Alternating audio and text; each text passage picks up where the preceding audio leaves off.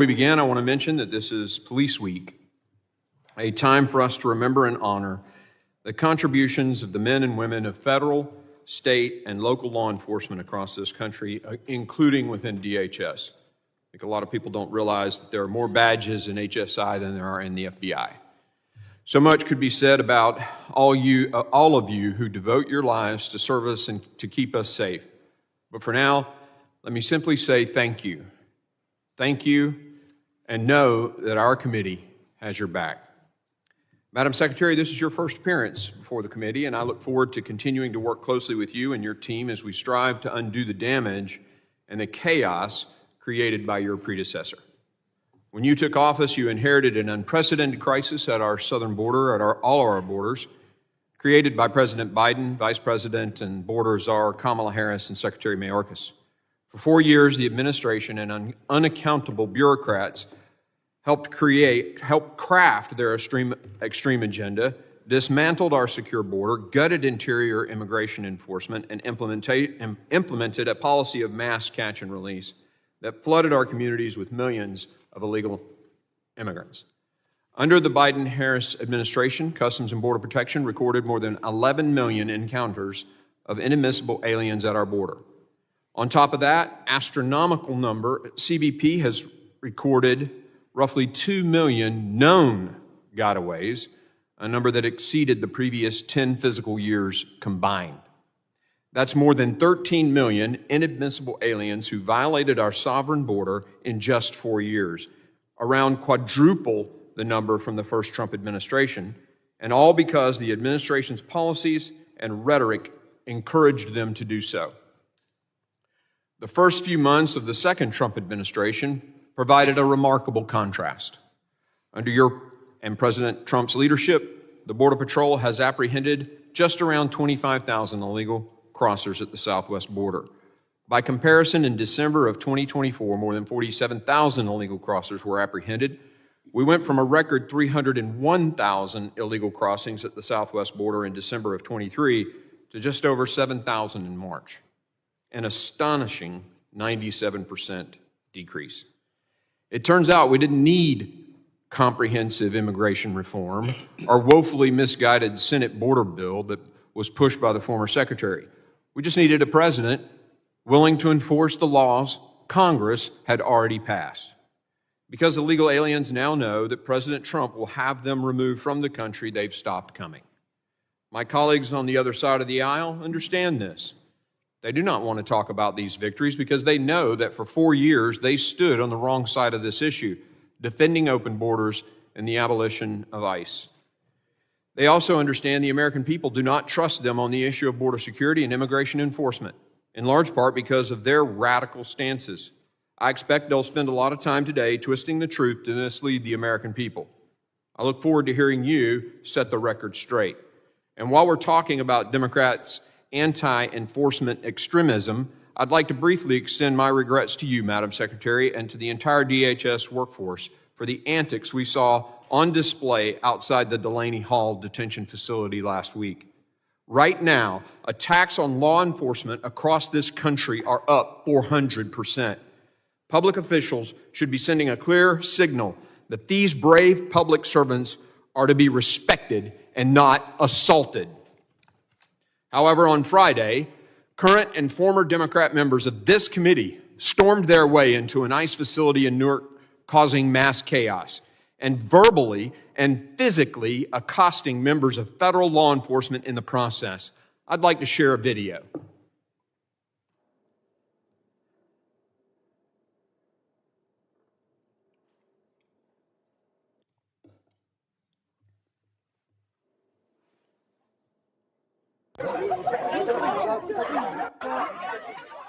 The Department of Homeland Security is warning there could be more arrests following the incident that you see here.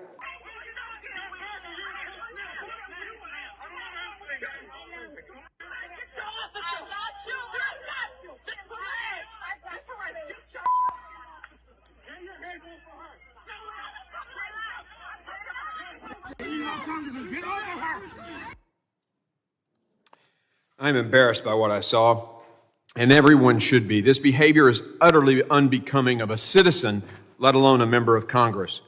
Democrats may talk a big game about law and order, but these actions are a violation of the sacred principle.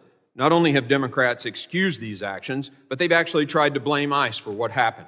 When you punch a law enforcement officer, that's not the law enforcement officer's fault. This behavior demands a swift and firm response, and I assure you action will be taken. Despite Democrats' best efforts to prevent it, the Trump administration has ended the immediate crisis at our borders. However, more work remains, particularly in removing the millions of individuals who have no lawful basis to be in the United States.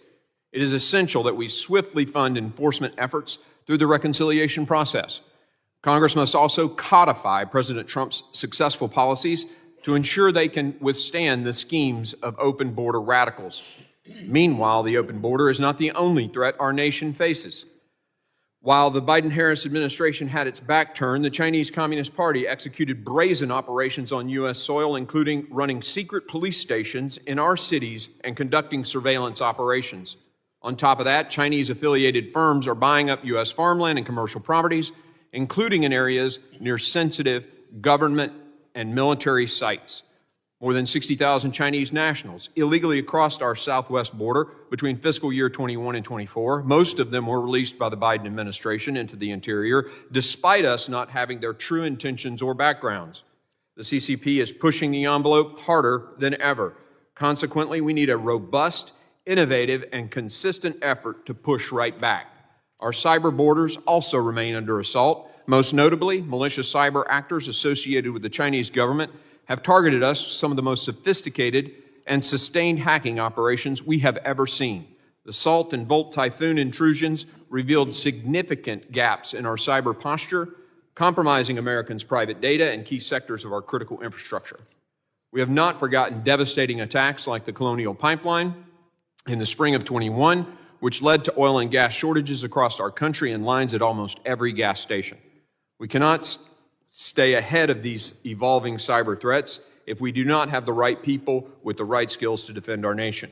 Today, more than 500,000 cyber positions across this country in both public and private sectors are currently unfilled. That's 500,000 cyber professionals not on the front lines to defend us from the malicious activity jeopardizing our national security.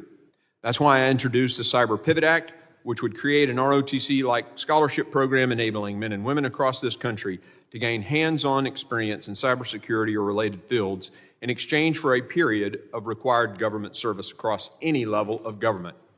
Earlier this year, the committee favorably reported the act to the House.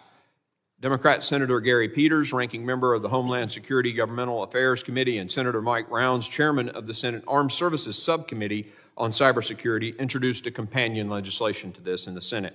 It's time to bring this bill to the floor for a vote.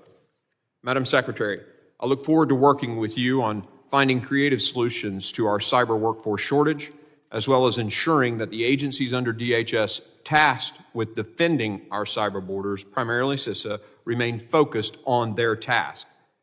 As your budget rightly indicates, the agency's censorship of millions of Americans will come to an end. Instead, CISA's engagement with the private sector must focus on protecting critical infrastructure and our federal civilian networks.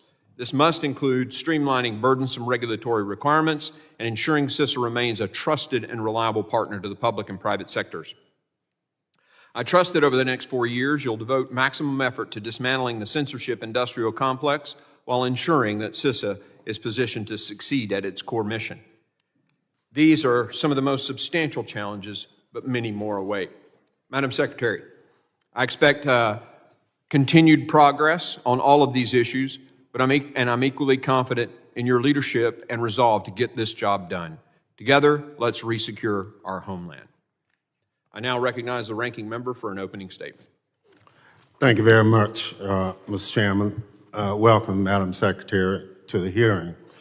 Mr. Chairman, before we begin, I want to recognize National Police Week and thank the officers who protect our communities, this capital, and our country honorably and ably. We appreciate their service. As we observe National Police Week, I again call on the Speaker to follow the law and finally hang the plaque honoring those brave officers who defended the United States Capitol from a violent mob on January 6th.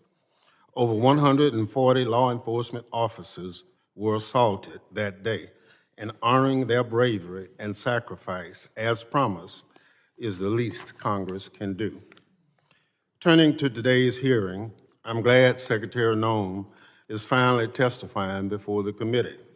After all, it's been 3 months since I sent you a letter asking for her to testify on the Trump administration's dismantling of the Department of Homeland Security and its harmful effects on communities across the country.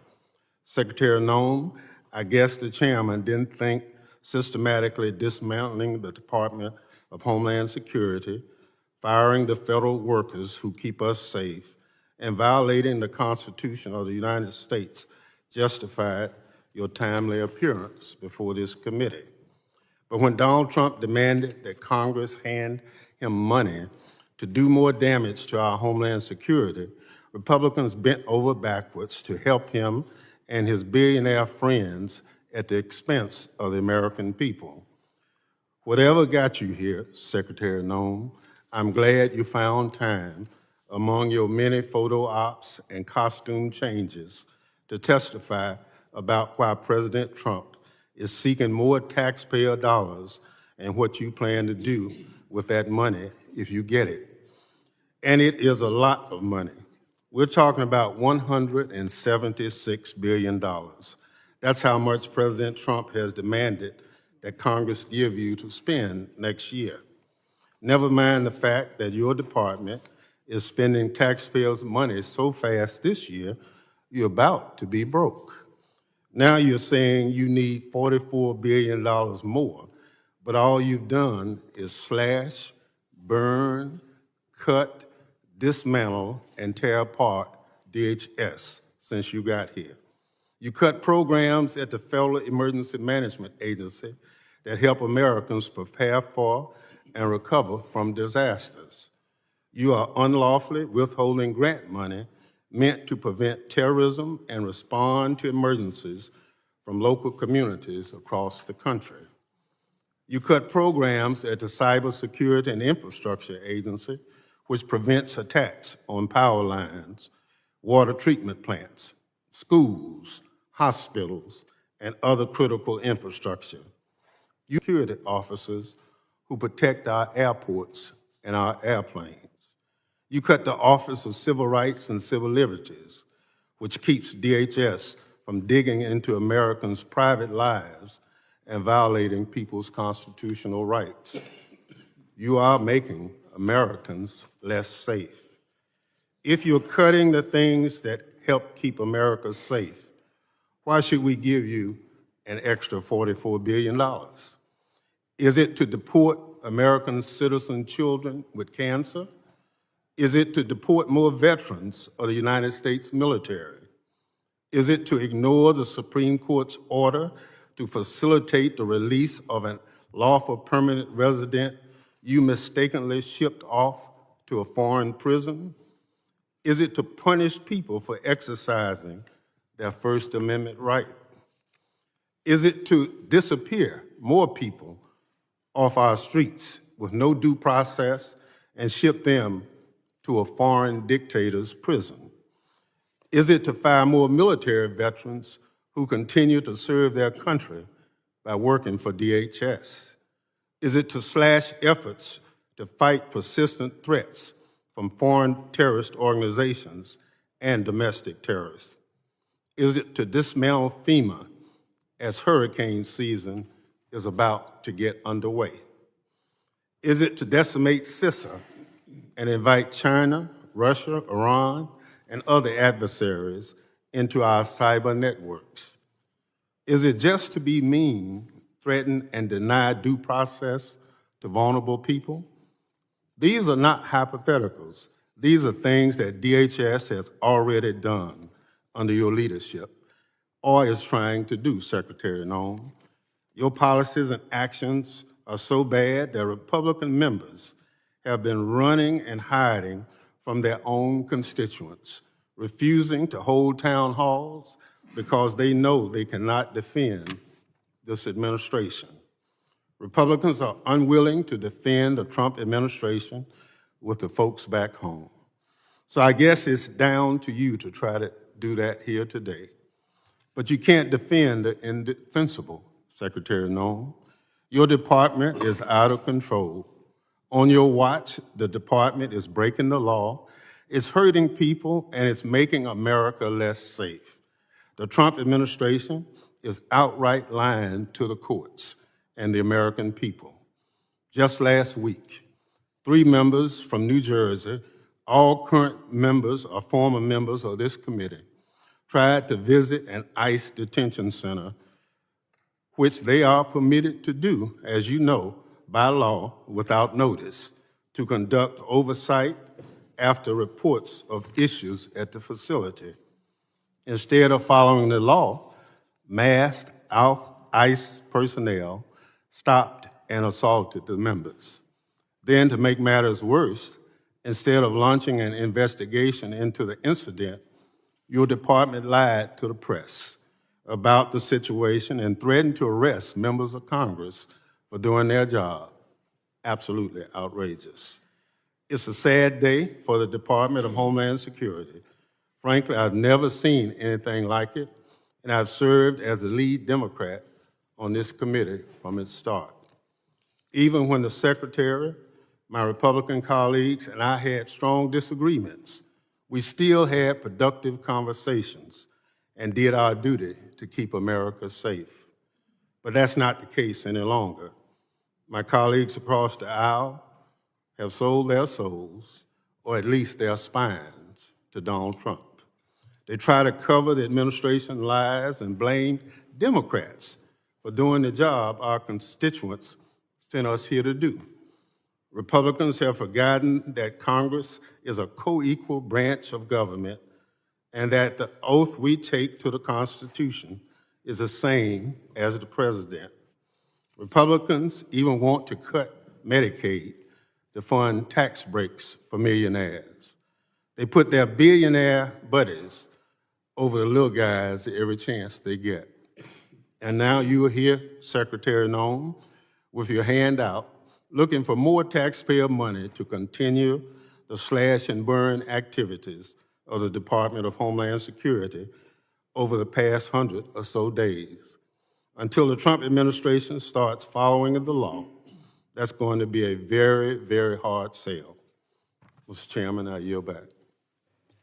Gentleman yields. Other members of the committee are reminded that opening statements may be submitted for the record.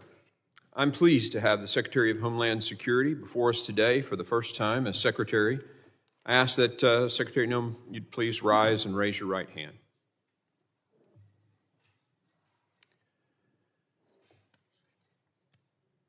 Do you solemnly swear that the testimony you will give before the Committee on Homeland Security of the United States House of Representatives will be the truth, the whole truth, and nothing but the truth, so help you God?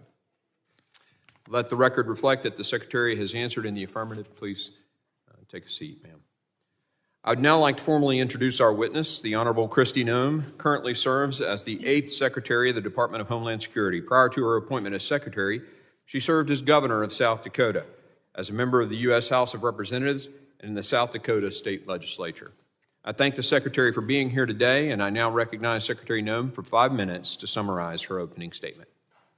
Well, thank you, Mr. Chairman, and also thank you, Chairman McCall. Good to see you again. I was very privileged to serve with you when I served in this body, and to Ranking Member Thompson. I appreciate the invitation to be with all of you today and talk about important matters about securing our homeland here in the United States of America. Now, having previously served as a member of Congress, it's my honor to be on this side of the dais to present as the Secretary of Homeland Security. Today, I'm proud to discuss the accomplishments of President Trump and all that he has accomplished since he's taken office in the White House. But first, I would be remiss if I did not address the disturbing actions that we saw last week. There were members of this very committee that took part in an action at Delaney Hall on May 9th that need to be addressed. I served as a member of Congress in this body for 8 years, and I understand the importance of congressional oversight.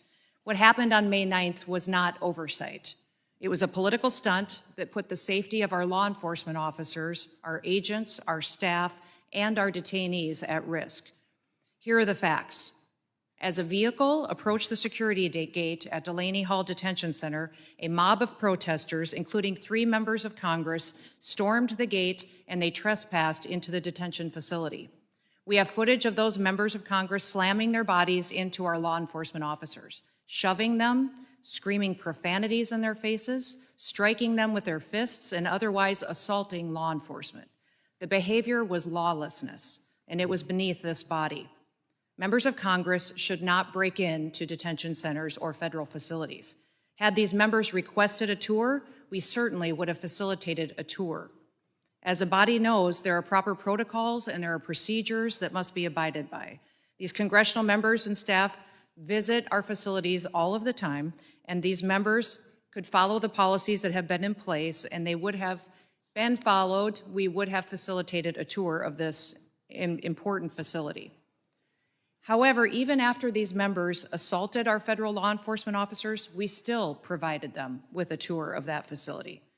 I'm glad that at their press conference following the tour, these members acknowledged that Delaney Hall is in good condition and meets deferral standards. Charges made by these politicians that Delaney does not have the proper permitting is false. We have valid permits and inspections for plumbing and electricity and fire codes that have been cleared. Lastly, I'd like to remind Americans and everyone in this body who is detained in this detention facility are murderers, rapists, known terrorists, MS-13 gang members, drug traffickers, and other heinous actors. I hope that those members of Congress will so passionately protest on behalf of the American victims that they were elected to represent, and not just violent criminals who are in this country illegally. And now that I've addressed this issue, I want to return to the reason why I'm in front of your committee today. I want to talk about the first 100 days under the Trump administration. Under President Trump and his leadership, we have already delivered for the American people a drastic turnaround in Homeland Security, from the southern border to our Coast Guard to cyberspace, and we're just getting started. We've delivered the most secure border in American history. At the southern border, we have obtained near total control with daily encounters down 93% since President Trump has been in office. March saw the lowest numbers in American history of border encounters at just 7,200. Under the previous administration, U.S. Customs and Border Protection was at times under Joe Biden encountering over 15,000 people per day. This astonishing turnaround is a testament to the resolve and to the leadership of President Trump to make America safe again. And as well, it is a testament to the incredible work done by the men and women of the Department of Homeland Security. The secure border has allowed Border Patrol to zero in on fighting cartels and all of their illicit activities. Under President Trump's leadership, 6 cartels, 4 dangerous and criminal gangs have been designated as foreign terrorist organizations. This has allowed us to take a whole-of-government approach to address the illegal activities that these murderers and drug traffickers are taking on. In March, fentanyl traffic at the border fell by 54% compared to the previous year, and we are enforcing immigration laws to identify, arrest, detain, and remove dangerous illegal criminals. We're prioritizing those who have committed crimes and aliens who are a threat to public safety and national security, especially those that are affiliated with terrorist organizations like MS-13 and Tren de Aragua. This includes those that already have final orders of removal. We've also worked to enforce President Trump's America First trade agenda, and Joe Biden's trade policies hollowed out our industrial base, shipped our jobs overseas. Our tariffs have been an effective negotiating tool, and we're also reforming emergency management in this country. We have the FEMA Review Council, which will be doing its work to make recommendations to the White House. We are also addressing cybersecurity, making sure that CISA's back on mission at protecting the homeland, and the Coast Guard is the only U.S. military branch under the umbrella of the Department of Homeland Security. We're making sure they have the resources and the vision to leave and be the point of the spear in the future. Since I took office, one of the responsibilities that I have is in reforming the Secret Service. We've reassessed Secret Service's needs, gotten recruitment away from Biden administration's DEI objectives, and made sure that they are equipped and ready to take on the task of protecting the more powerful into the future. We are so grateful for their bravery, their dedication, and their patriotism. It's our responsibility to continue providing them with the resources that they need to continue to do the important work that they do. Mr. Chairman, I want to thank you for the time today. Thank you for allowing me to be here to get the facts out to the American people and to members of this committee of all of the good work that the people of the Department of Homeland Security are doing to serve the American public. With that, I look forward to your questions. Thank you, Madam Secretary. Members will be recognized by order of seniority for their 5 minutes of questioning. Because we have a restricted time window for the Secretary today, just as we did with the last Secretary, I will again limit to 5 minutes. So if you're going to go over, you're going to get a light tap, and then eventually we'll get a little heavier. But the goal here is, and I will, as I always do, apply the standard equally to both sides. 5 minutes is 5 minutes today. I now recognize myself for 5 minutes of questioning. Secretary Noem, in the first 100 days, President Trump made border security a top priority by increasing immigration enforcement, deploying additional DHS and DOD personnel to the border, and restarting construction of the border wall. President Trump's decisive strategy was a sharp departure from his predecessor. Former President Biden refused to enforce federal immigration laws, sparking the most severe border crisis in our nation's history. Under President Trump's and your leadership, the tide has turned. Secretary Noem, which of the President's decisive actions do you believe sent the strongest message to both the cartels and would-be illegal border crossers that the United States is no longer open for exploitation?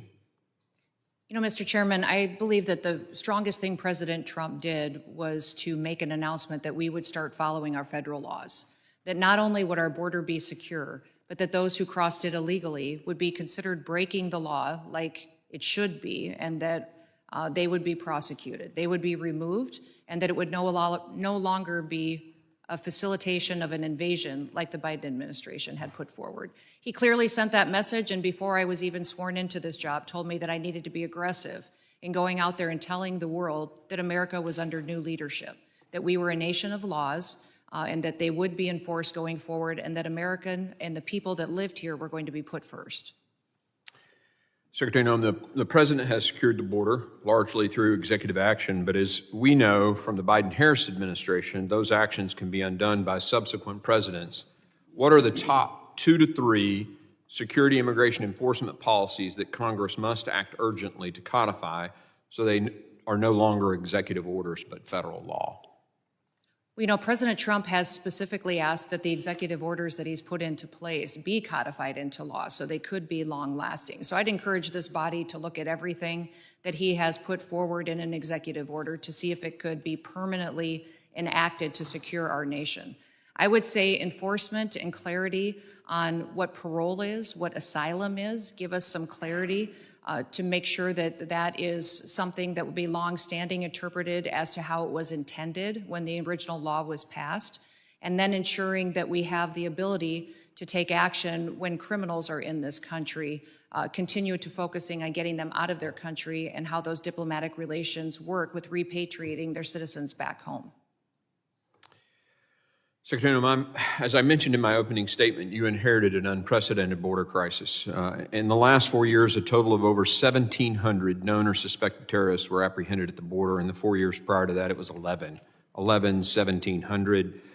From your perspective as DHS Secretary, can you highlight how the open border policies of the last administration increased the risk to American families when it came to violent criminals and terrorists entering the country? Absolutely. Mr. Chairman, we truly don't have any idea how many dangerous individuals are still in the United States of America. Since President Trump has been in office, just in these few short months, we have deported over 250 known terrorists out of the country. These are individuals that were allowed to come into our country unchecked by the previous administration. We have deported thousands of criminals that have perpetuated the worst of the worst crimes on our communities, murders, rapists, child pornographers, traffickers, and we have returned them back to their home countries. The message that was sent by the last administration was, come to America, send your worst of your worst. They're given free rein to make a home here and given every opportunity. In fact, we'll even facilitate their housing, their food, their clothing, and take care of them and treat them better than we treat U.S. citizens. That was Joe Biden's policies. What President Trump has done is follow the law. He has implemented the law and said that American citizens should come first and be prioritized as far as their safety, and that everybody should be treated equally, that the scales of justice should treat everyone exactly the same, and that's what he has implemented. So I'm grateful he's given us the ability to go after the worst of the worst and to remove them from our country, because our communities overwhelmingly get safer every day as these individuals are removed. Thank you, and in keeping with my commitment to be inside my 5 minutes, I will now yield to the ranking member for his 5 minutes. Thank you very much, Mr. Chairman. The Department of Homeland Security has been the top target on Donald Trump's revenge tour, and you, Madam Secretary, are the chief accomplice. The Trump administration is hell-bent on destroying the Department of Homeland Security, built through bipartisan collaboration over the past 2 decades and evading any accountability for its actions. Let's start with what the administration is doing to FEMA. Madam Secretary, you said that you want to get rid of FEMA, and the administration plan is to shirk its disaster response obligation and leave state and local governments to fend for themselves. Emergency managers across the country are sounding the alarm about the limited ability to respond when disasters strike, but their calls are falling on deaf ears from the White House. What is the administration's plan to respond to catastrophic disasters beyond shifting responsibilities to states and local communities who are already telling you they don't have the ability to respond? Well, Congressman, President Trump has been very clear that he believes that FEMA should be eliminated as it exists today. He believes there's dramatic reforms that need to happen to the agency in order for it to truly serve people in a time of crisis. He wants to empower states and local governments to respond to their people. The federal government would be there for resources, support, much like block grants, but that we need to empower those locally to respond to their people because they know what they need. That is something that every state is at a different position today to respond, but he wants to give them the opportunity to build up the infrastructure to respond to their emergency. Madam Secretary, do you have this plan in writing? The White House is coming forward with the participation of the FEMA Review Council, which we have members from many states that are sitting on that will be making recommendations. So what you're doing now, there's nothing in writing as a guidepost. Well, sir, you certainly know that there are reform bills here in the House side and in the Senate side of how to address the failures of FEMA from the past. No, but you're the secretary. Those will be considered with the FEMA Review Council recommendations. No, you're the secretary, and you say you're doing all these things. And I'm just asking you, do you have a written plan for what you're doing? There is no formalized final plan for how this goes forward because the input of Congress is critically important. As you know, there are statutory requirements of the agency. Well, I'm glad you recognize, that needs to be Madam Secretary, I'm glad you recognize the statutory requirements. Washington State, Mississippi, and a couple other states already have requests in to you or to the president for disaster declaration, and it's taken an inordinate amount of time, more than normal. I just want to know, is that inordinate amount of time is based on some plan that you have knowledge of? But if it's not in writing, I understand. So you talked about the rule of law. Are you telling the committee that due process for anybody that's picked up in this country should not be followed? Congressman, we have utilized due process as it is laid out in the tools that Congress has given us. We have followed the tools and the processes to which Congress has given us to give due process to people appropriately as it is due. So your testimony to this committee under oath is that everybody that ICE has picked up in this country has been given every opportunity as Section 5 under the Constitution provides. Correct. I believe everybody has gotten due process and every person has been treated appropriately according to the civil or the criminal action to which they were encountering individuals and brought into our detainment and then also removed from this country. So your answer is The tools yes. that you have given us No, as this I'm body talking about for the due process Constitution have of the been United implemented. States. I'm not talking about tools. The Constitution is clear.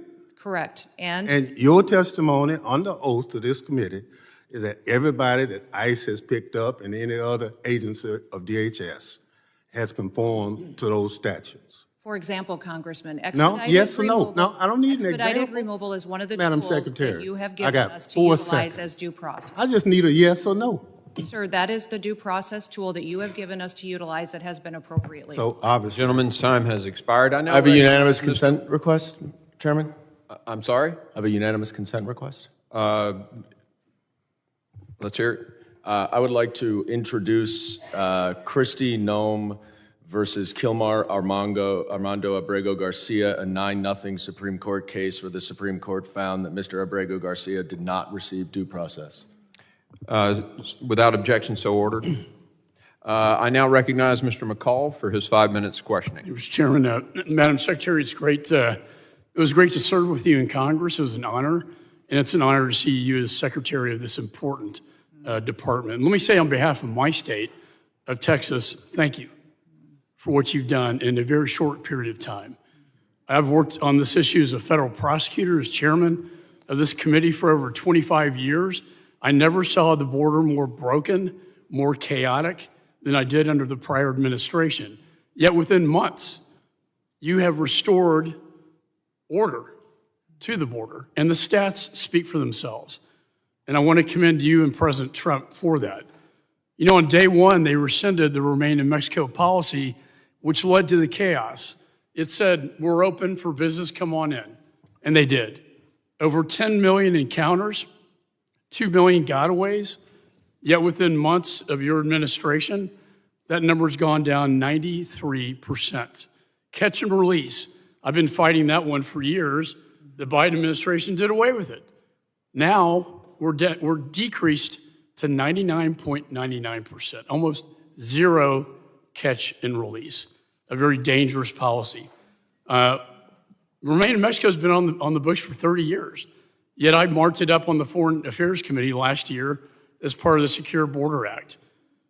Most offensively, and the reason I was an impeachment manager against Mayorkas was his dereliction of duty to basically prioritize allowing aggravated felons into the country, even though Congress, by federal law, said shall detain aggravated felons. Yet, what did he do? He told his agents, that's discretionary. You can release these dangerous criminals into our society. What have you done within months? 50 days. You have 14,000 criminal aliens arrested, some of the most brutal gang members like MS-13 and TDA, and it's making this country safer. Fentanyl. Each year, more Americans die from fentanyl than the number of Americans who died in the Vietnam War over 20 years. You recently had the largest massive seizure of these deadly drugs just this last couple weeks by the Sinaloa cartel. And again, my state thanks you for that. Terrorism. You said 250 known suspected terrorists have been deported. We saw after Afghanistan the debacle of the collapse of Afghanistan when Bagram was shut down, the prisons were unleashed, ISIS-K went to the Khorasan region, crossed into the United States, and 8 were found plotting in this country. You were making this country safer by your actions. The Biden administration made it dangerous, and it didn't have to take a bunch of new laws. It needed new leadership, which you have provided and the president has provided as well. My question to you is, as you know, reconciliation, you need resources, and nobody knows that better than I do. We marked up a bill, about $70 billion, that can be put into your department to start enforcing these laws already passed by the Congress. The foreign terrorist organization designation was huge. Let me just ask you this. How will this bill, the reconciliation bill, assist you in your efforts to continue and promote safety in the United States? Well, thank you, Mr. Chairman, and I appreciate all of your leadership on our national security issues in the past and still continue in the future to focus on that. The reconciliation bill is imperative to our future in securing our nation. For years previous, the Department of Homeland Security has been neglected. It's one of the larger agencies in the federal government with one of the smallest budgets. And certainly under the previous administration, the Coast Guard was hollowed out.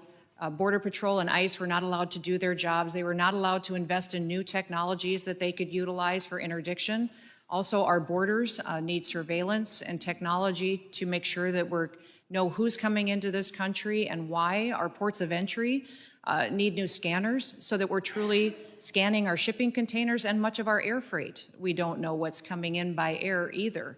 Those kinds of adjustments and technology and software upgrades are needed to compete, but also to secure our country with the threats that we face. And we don't just face threats from gangs and cartels. It's from China and PRC and Iran and hackers that come into our system. Salt and Volt Typhoon have taught us that we're extremely vulnerable to these kinds of attempts in the future. In fact, one of the most alarming things I heard as soon as I was nominated for this position was in a briefing from CISA that told me that they knew with Salt Typhoon that we had been hacked, but they also said they didn't know how it happened or how to stop it in the future.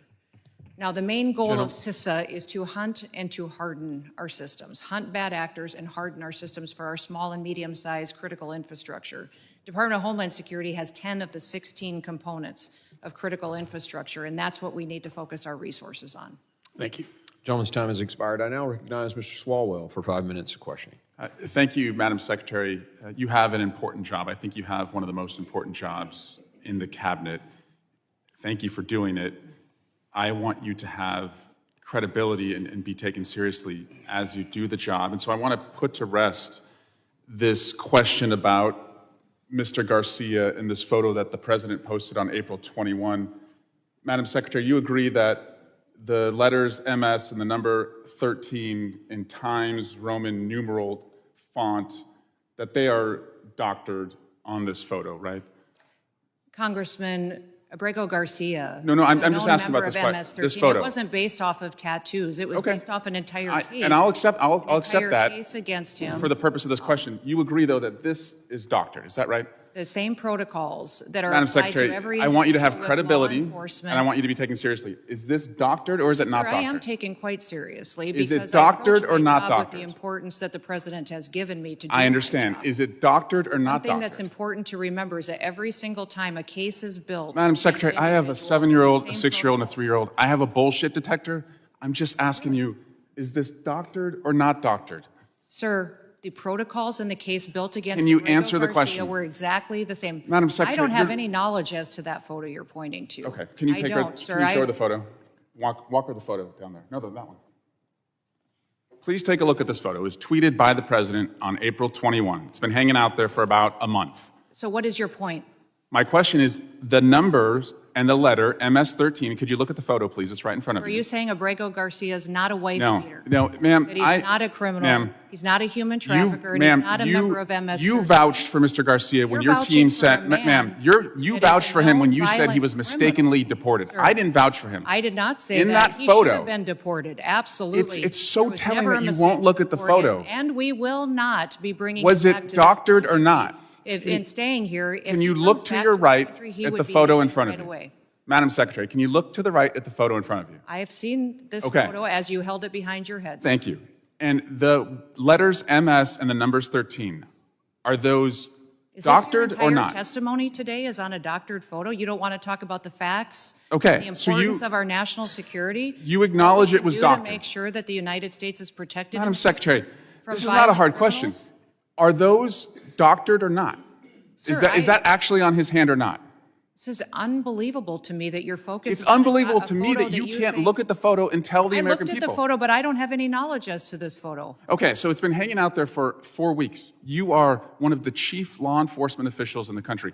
What have you done to investigate whether the president misrepresented the reason that that person has been detained? Sir, have we you spend our done time- anything to try and figure out whether that was doctored or not? The mission of the Department of Homeland Security is to secure our nation. and to make sure that we're out there going after those that are the worst of the worst, the criminals, the bad actors, Abrego Yes. Garcia. So the answer is you've done nothing to terrorist, correct the member president. of MS-13, a wife beater and a human trafficker that should never have been in this country to begin with. So, Madam Secretary, thank you, Mr. Burnett.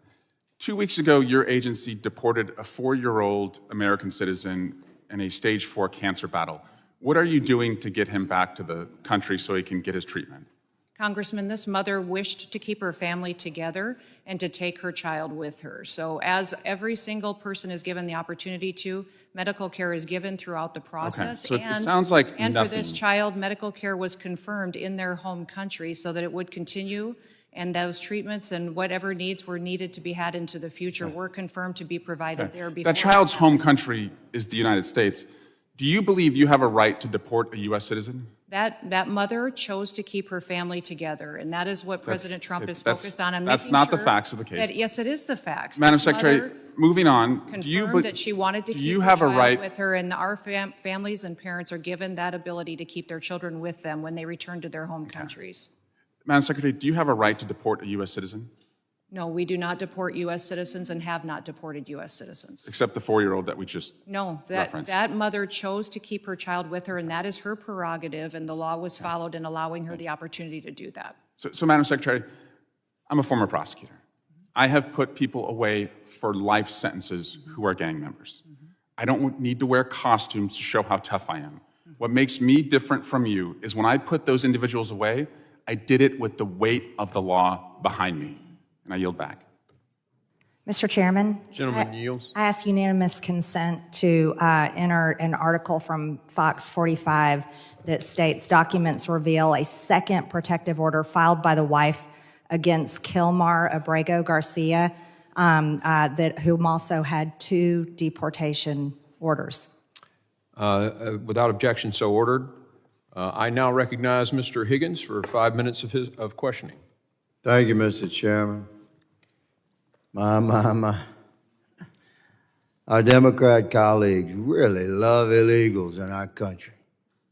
It's stunning for regular Americans like me to listen to this passionate and contentious defense for the previous administration's policies and the resultant millions upon millions upon millions of illegals that entered our country over the last 4 years. I tell you where we're, I'm not going to use my colleagues' the same language because I don't think that kind of language should be used in committee. But I tell you where we heard loads of not necessarily genuine statements. It was from Secretary Mayorkas for 4 years. We had to listen to his testimony again and again, how he needed more resources, he needed more laws, and Congress had to pass more laws.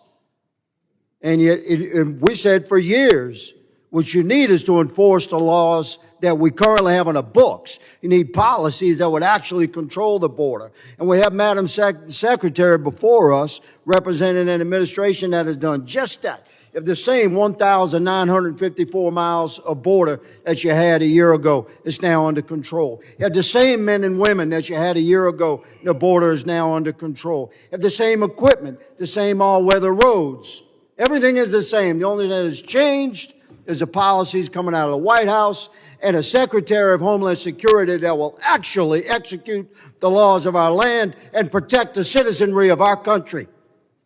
That's Madam Secretary Noem, who sits before us, and she should be spoken to with some modicum of respect from my Democrat colleagues. It's amazing. Our border is secured versus wide open and wild, and Democrats complain and they're angry and they protest. Illegals are being deported rather than waved in and imported, and Democrats are angry and protesting. It's stunning to Americans to witness this. Madam Secretary, thank you, good lady, for the job that you are doing, securing our borders. and protecting the citizenry that we are elected to represent in this body. I work for the American citizenry, and every one of us has sworn that oath. The difference between the parties has never been more stark. We represent law and order and American citizens and American enforcement of our laws. My goodness gracious. Thank you, Madam, for so graciously enduring the assault that you have. I'd like to touch on the 287G program. Thank you for partnering with our local and state law enforcement to work together to secure our borders. This is an excellent program. You have voiced support for it. Can you speak, Madam Secretary Noem, can you speak to the importance of the DHS partnering with local and state law enforcement, including programs like 287G? Well, thank you, Congressman. Yes, 287G has been a wonderful program for many years, but not utilized during the previous administration.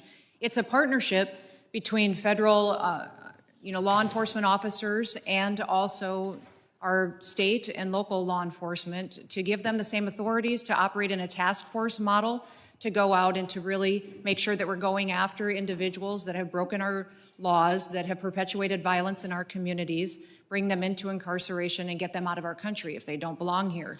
And it has been a fantastic partnership, one that President Trump has encouraged us to pursue and to continue to build out across the country. Yes, ma'am. That program and others like it are going to be heavily supported by Republicans on this committee.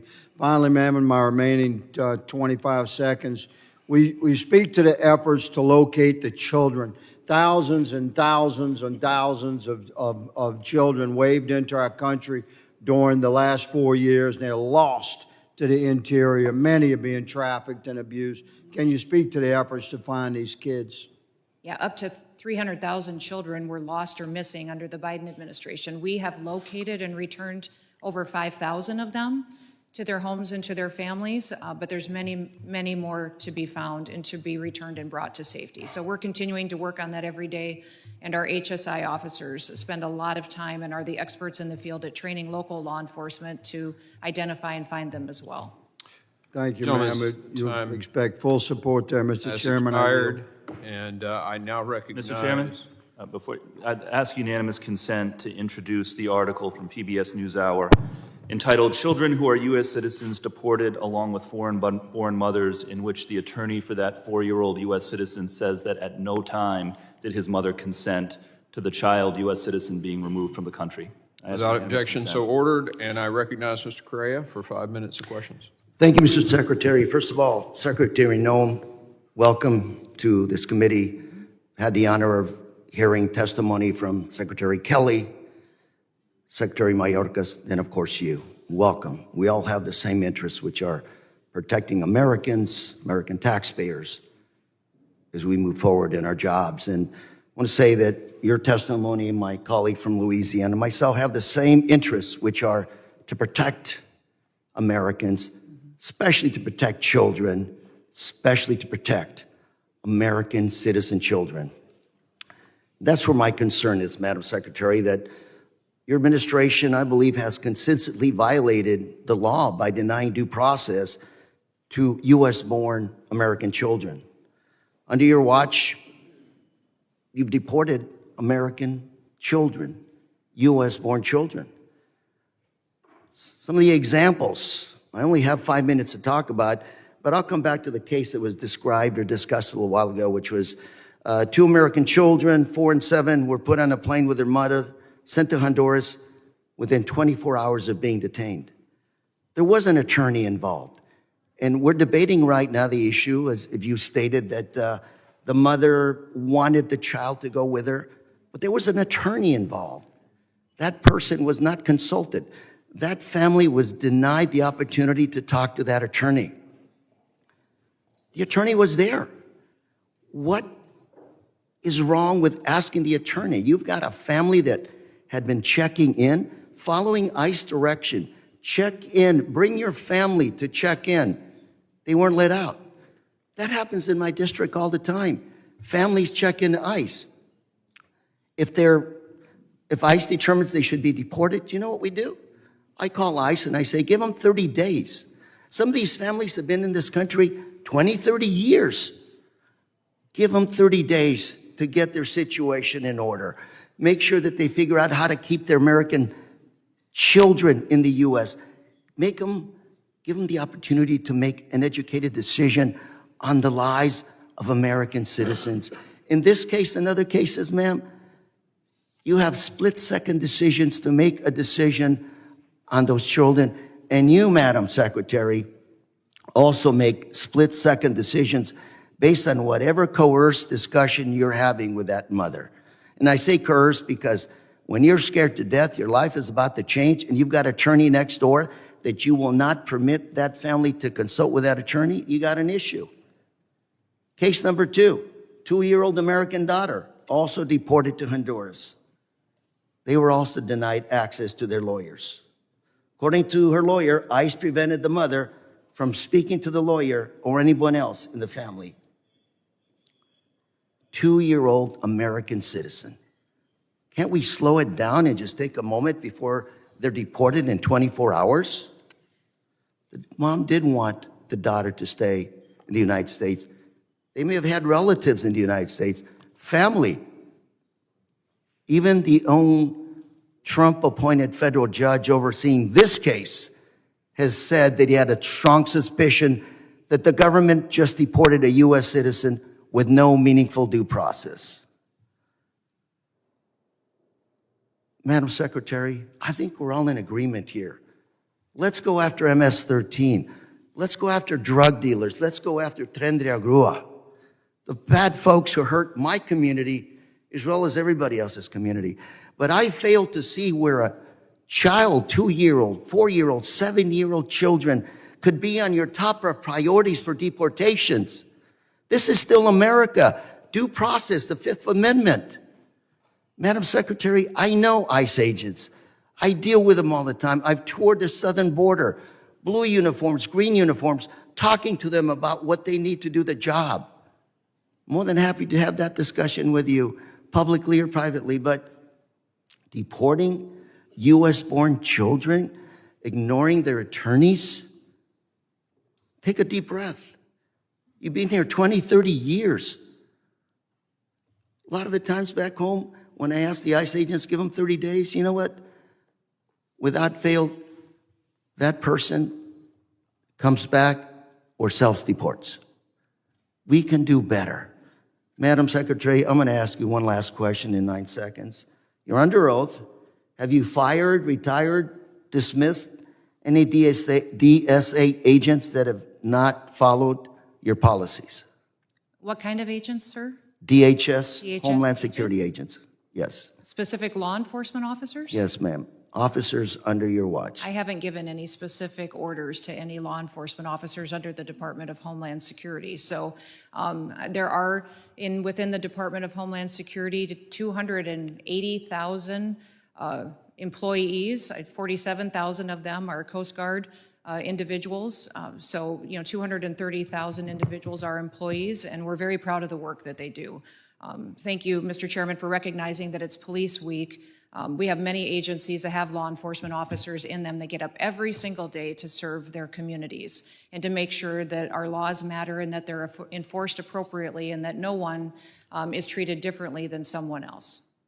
Gentleman's time has expired. I now recognize Mr. Guest from Mississippi. Mr. Chairman, I ask unanimous consent to enter for the record the Prince George's County Police Department gang field interview sheet in Maryland, from 2019, where they interviewed Kilmar Abrego Garcia and identified through his clothing that he, and his statements, that he is indeed an MS-13 gang member. Without objection. I'd also ask unanimous consent to enter for the record an article that quotes Kilmar Abrego's wife stating, "I am afraid," with another protective order filing against deported Maryland man championed by the Democrats. Thank you, Mr. Chairman. Mr. Chairman, I have a unanimous consent request. disagreement, we'll put that one in as unanimous consent. You're recognized. Mr. Chairman, if you have it, I would like to introduce by unanimous consent a court order establishing that Kilmar Abrego Garcia is a member of MS-13. You're submitting what for unanimous consent? Well, there isn't one, so I'm wondering if you have it. I do not have that. Okay. Are we ready to go on with the next testimony? Mr. Guest, you're recognized for 5 minutes. Thank you, Mr. Chairman. Madam Secretary, thank you for being here.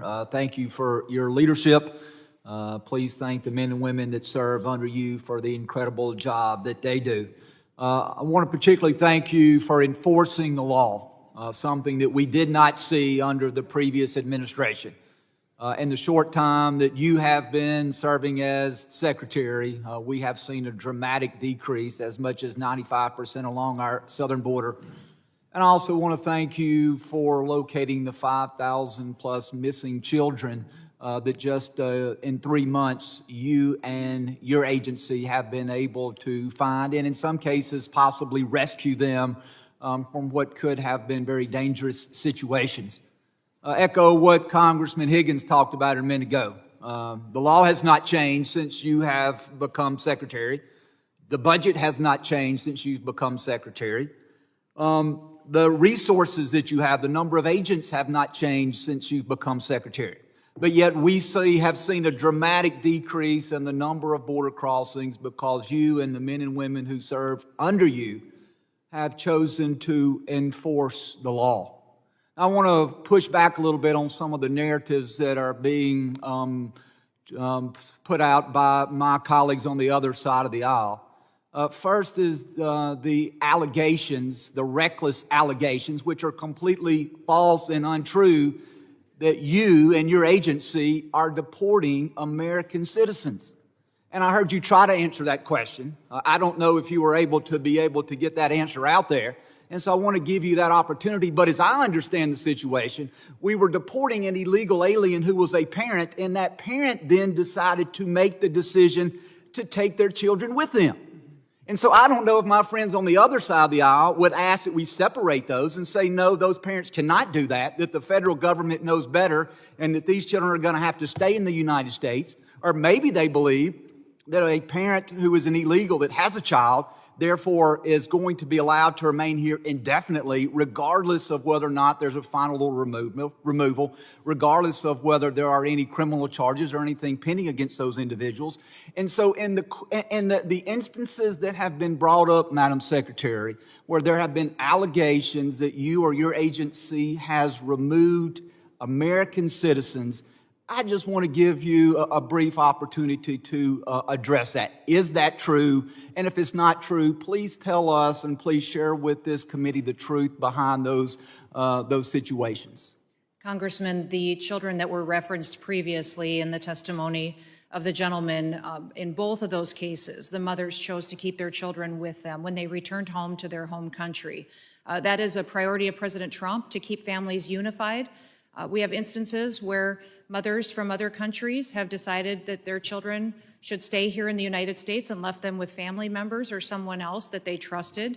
But these two mothers that they were referencing earlier decided to take their children home with them and wanted to return to their home countries as a family. And so we are giving the parents the choice, and then we are honoring whatever their request. Is that what I understand from you, Madam Secretary? That is correct, sir. And then want to talk about one more issue in the last minute and a half that I have, this issue of due process, where you were asked earlier, are we giving individuals due process? And you talked about the fact that we are complying with the law that Congress has given the department. And I think specifically, and tell me if I'm wrong, I think you're talking about the Illegal Immigration Reform and Immigration Responsibility Act of 1996 that created this process known as expedited removal.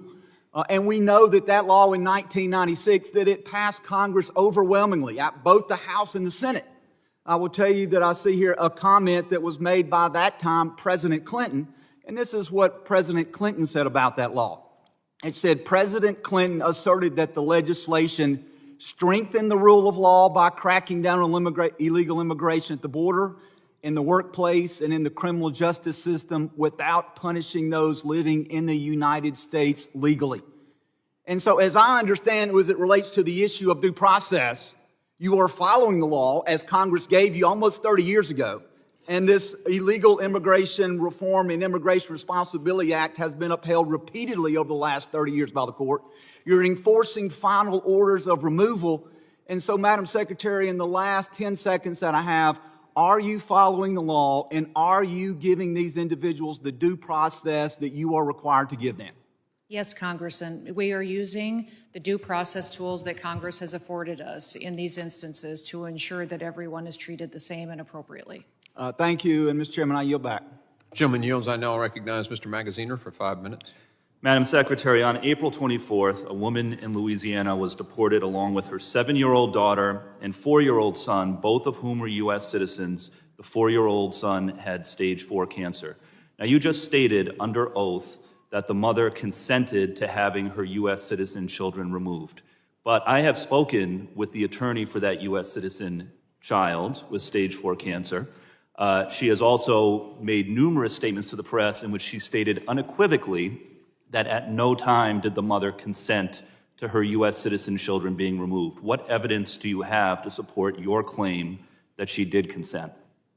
Congressman, we followed the same policies and procedures. What evidence for do every you individual, have? and we What have evidence do you have? We have that documentation that what documentation do you have that mother consented? We'll get that to you, sir. I don't have it with me. Please do. I understand that it's mother hard to keep them all consented straight to because take you've her deported child with multiple her. U.S. citizen children, but I'm asking specifically about the 4-year-old with cancer who was deported on April 25th. For the record, that family was also not given access to legal counsel before they were deported, even though their lawyer was in the same building at the time. I'm holding in my hands here a document called ICE Directive 11064, Interests of Non-Citizen Parents and Legal Guardians of Minor Children.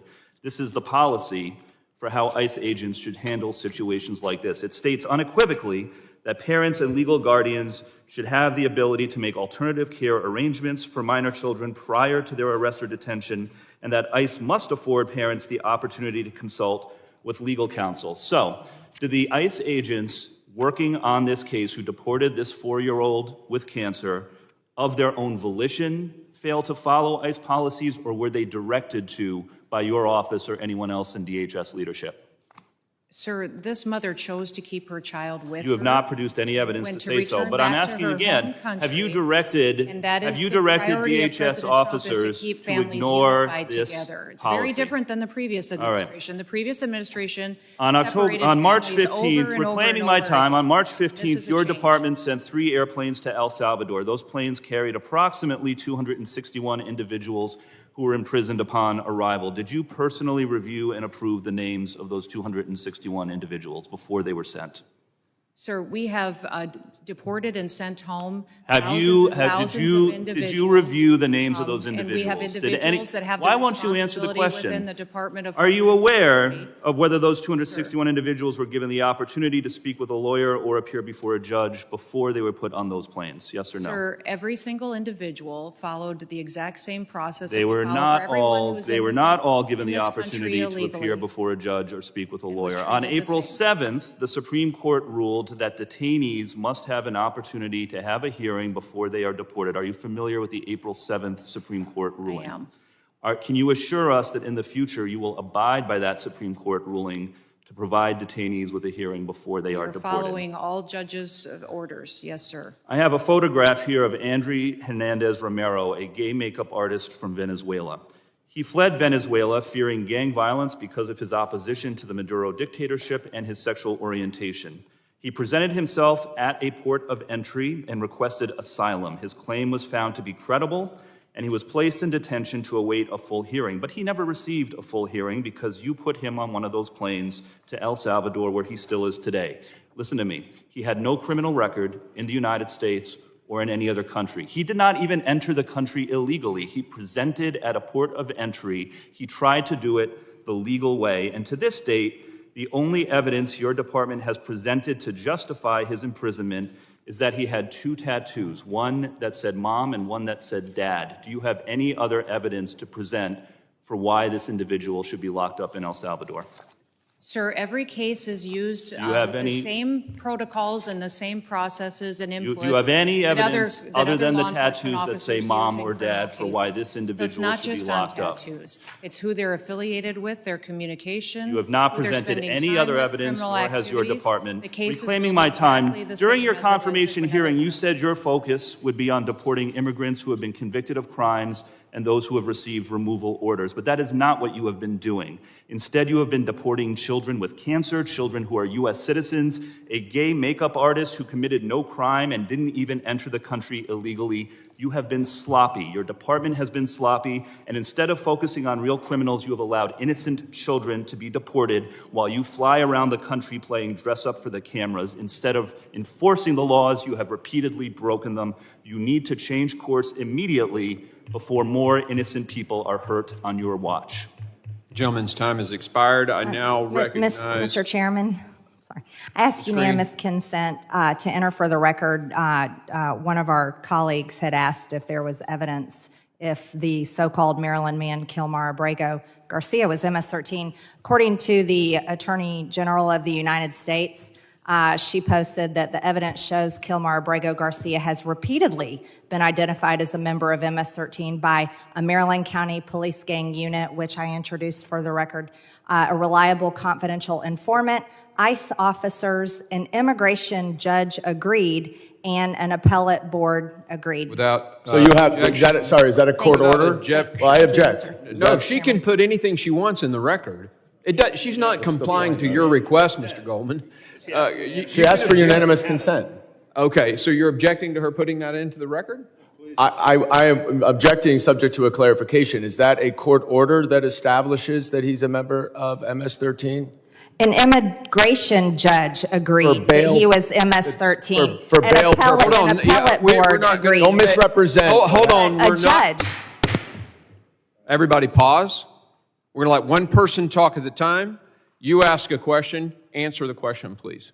According to the Attorney General of the United States, she informed the country that an immigration judge agreed that your Maryland man, Kilmar Abrego Garcia, is MS-13. An appellate board agreed. ICE officers are misstating agreed. what the A reliable Mr. Goldman, informant. the clock is not yours right now. She has the floor. Please continue answering the question. Thank you, Mr. Chairman. A Maryland County She's not answering the question, sir. No, she's going to answer the question, and then you can object Can to you her answer. make sure that she answers the question? Finish answer. You just said, please finish your answer. A Maryland County Police Gang unit agreed that he's MS-13. A reliable confidential informant agreed that he's MS-13. ICE officers agreed that he's MS-13. An immigration judge agreed that he's MS-13. An appellate board agreed that Kilmar Abrego Garcia, your Maryland man, is MS-13. Okay. I You have the object. floor. What do you want to say? I object because she is misstating the record and the facts. That is not accurate, and therefore I object to that being introduced. There is no. Mr. Well, sir, can Chairman? I explain? You let her go on. Go ahead. There is no final court order establishing that he's a member. Maybe he is. So you should put all that evidence before a judge, and if he is MS-13, he should be deported.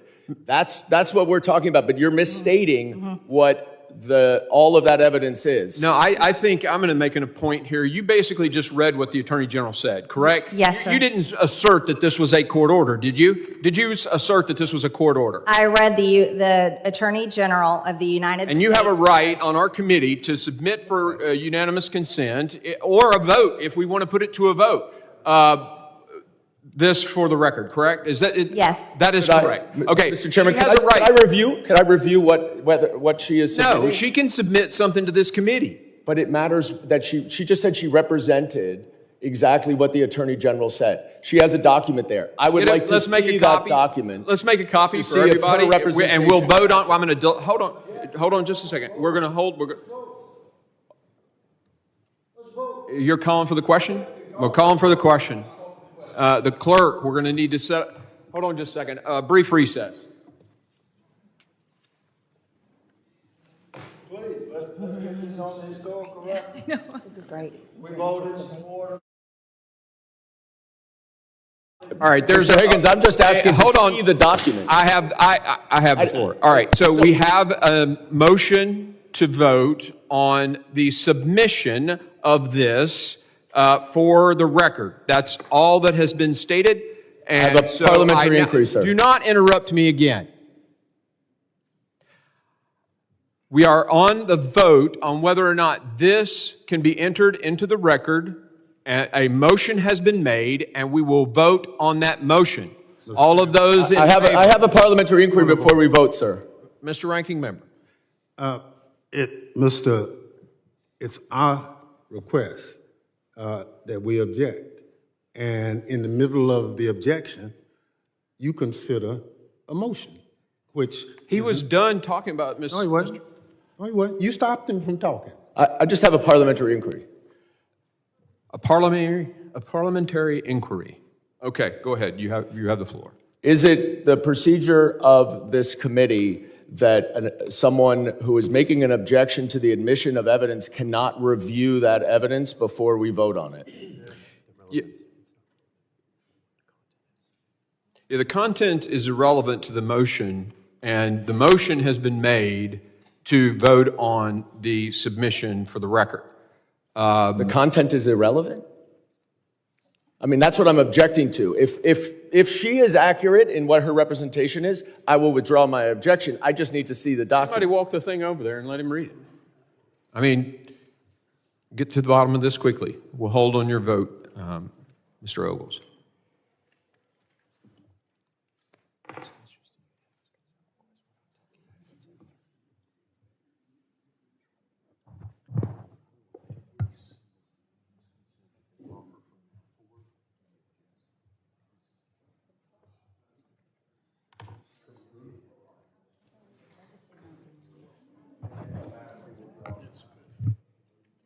Mr. Chairman, given that this is a tweet from the Attorney General that is effectively, I believe, consistent with what Ms. Taylor Greene says, I withdraw my objection. Gentleman withdraws his objection. I now recognize, who's up? Mr. Jimenez for his 5 minutes of questioning. Thank you, Mr. Chairman, and thank you, Madam Secretary, for the fine work that you've done. I also want to thank you for approving the members on this side of the aisle, and myself included, in our assertion through the last 4 years that what happened at the southern border was done willfully and purposely by the Biden administration, because nobody could be that dumb. Do you share that opinion? Sir, I believe it was a decision made by the previous president to not enforce our laws and to allow an invasion of our country. So all the claims by the other side of the aisle that we needed more money for the Biden administration, more people, et cetera, do you believe that was accurate, or do you believe that was inaccurate? No, sir, that was not true. That's absolutely, because the numbers speak for themselves. That's true. And simply by enforcing our laws and having the will to enforce our laws, we've seen a dramatic fall in the number of crossings. And so I want to thank you for that. Now I want to switch over to FEMA. I used to be the mayor of Miami-Dade County. I used to represent, and really it was my job to protect 2.8 million people in one of the most hurricane-prone areas of the United States. I was also a city manager of the city, and I was a fire chief for the city of Miami, and at the time I was also on a FEMA advisory panel. And I can tell you that FEMA needs many, many reforms. I remember as mayor of Miami-Dade County in 2015, we were still processing claims through FEMA for Hurricane Katrina, which happened 10 years earlier. And so while I do support the efforts to reform FEMA, there are certain states and cities and counties that actually can respond a heck of a lot better than others. And we can't leave those that can't fend for themselves, to fend for themselves. And so I would hope that that's part of your review and the reform of FEMA. Is that what you plan to do?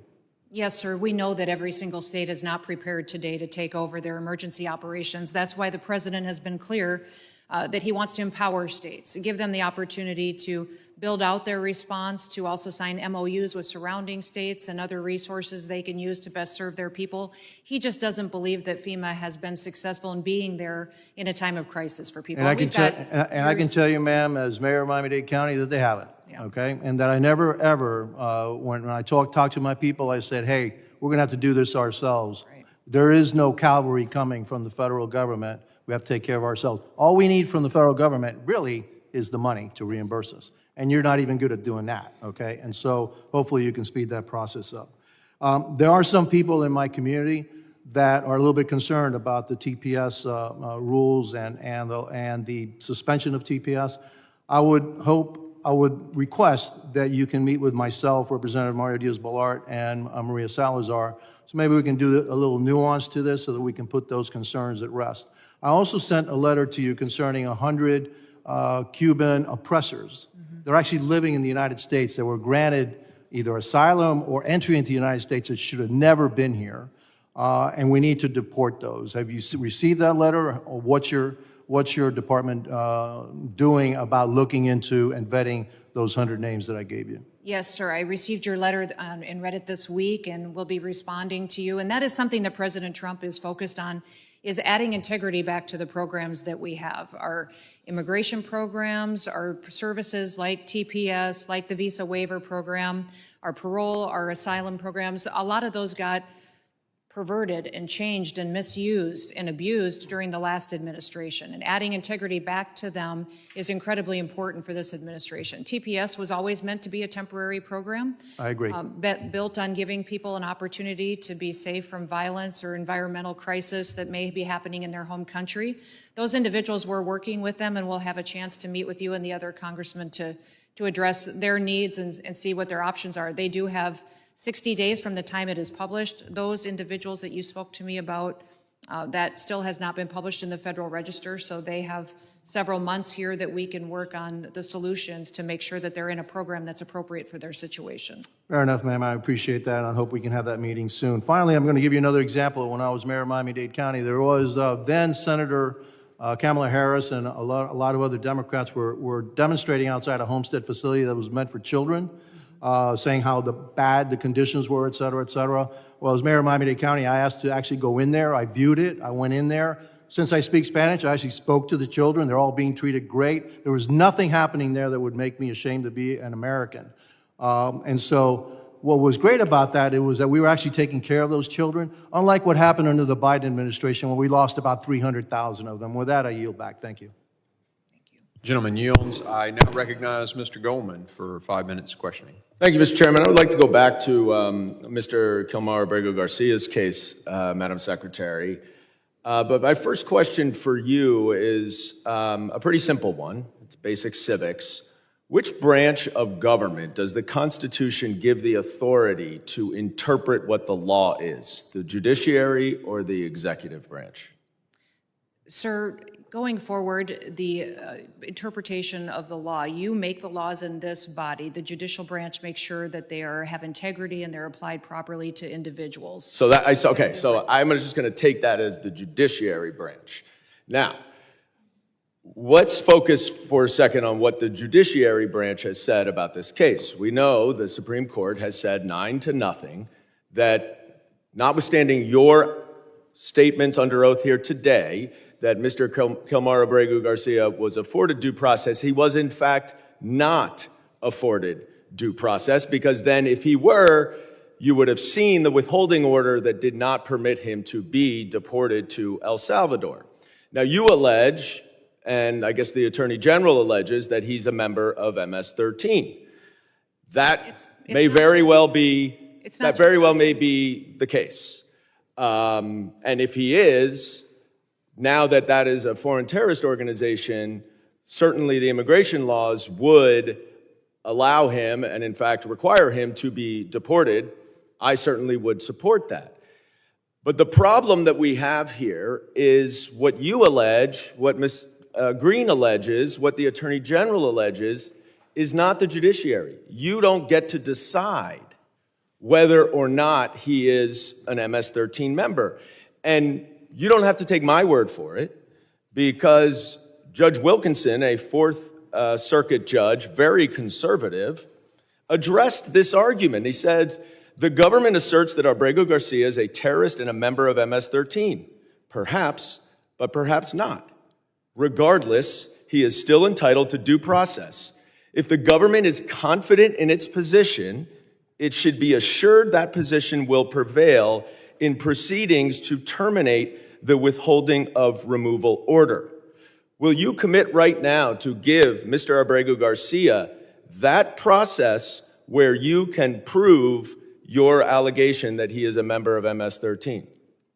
Congressman, that judge that you just quoted did not say he was not a member of MS-13. Who did say that he was a member of MS-13 was law enforcement officers that encountered this individual. Yeah, he knows that. This is a Fourth Circuit judge. He knows all of what the evidence is, and he's saying if that evidence. So you're not going to commit to follow this order. You won't commit to follow this court order. By the way, he identified Madam Secretary, himself. I reclaim my time. Stop filibustering.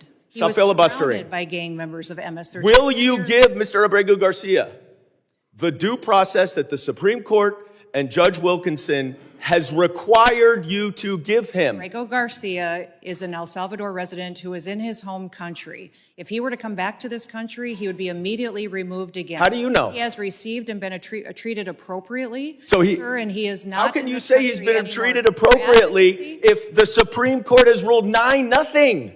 9-0 that he hasn't been treated appropriately. Why is your opinion better and have more authority than the Supreme Court? Investigators, 2 judges, an immigration court that all said he was MS-13 and was removed from this country. But you understand, that is you saying that.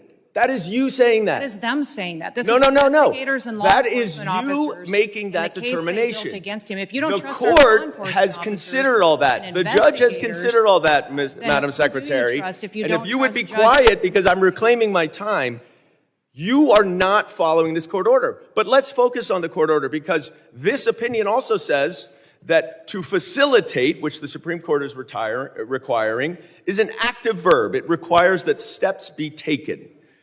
What steps have you taken to return Mr. Abrego Garcia to allow him to get due process? Abrego Garcia is in his home country. What steps have you taken? If your continued advocacy for him were to... I'm not advocating for him. I'm advocating for a court order, Madam Secretary. The court order says that you must take steps to follow the court order.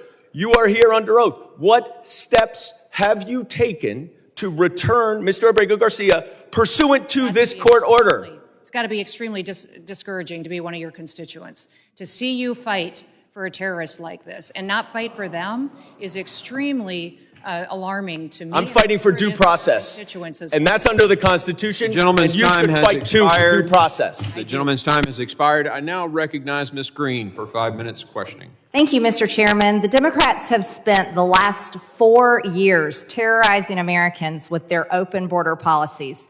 They flooded our communities with over 13 million illegals from over 170 countries and territories who invaded our borders, raped our women and children, and murdered our own people. It's shocking to hear them to continue to defend cartels, MS-13, and terrorists today. Democrats claimed over and over again that legislation was needed to fix the problems that they created, yet to this day, no new border legislation has been enacted, and border crossings are down 93%. It was just reported that according to CBP, only 5 aliens were temporarily released into the United States in all of April. Only 5. This is compared to the 68,000 released in April of 2024 under the Biden administration. Thank you, Secretary Noem, for your great work and your leadership. This is truly saving America. There's nothing Democrats love more than defending the cartels, the criminals, and the rapists, and now we finally have a president in the White House and an administration that defends the American people. As you're aware, Secretary Noem, CISA previously developed a censorship laundering scheme through its counter mis, dis, and malinformation, MDM, efforts that suppress conservative opinions and went after President Trump's supporters. Members of Congress, senators, including myself, were permanently banned. I was permanently banned on Twitter under this. What started as an election interference campaign eventually developed into censoring issues well beyond the election and COVID and climate change.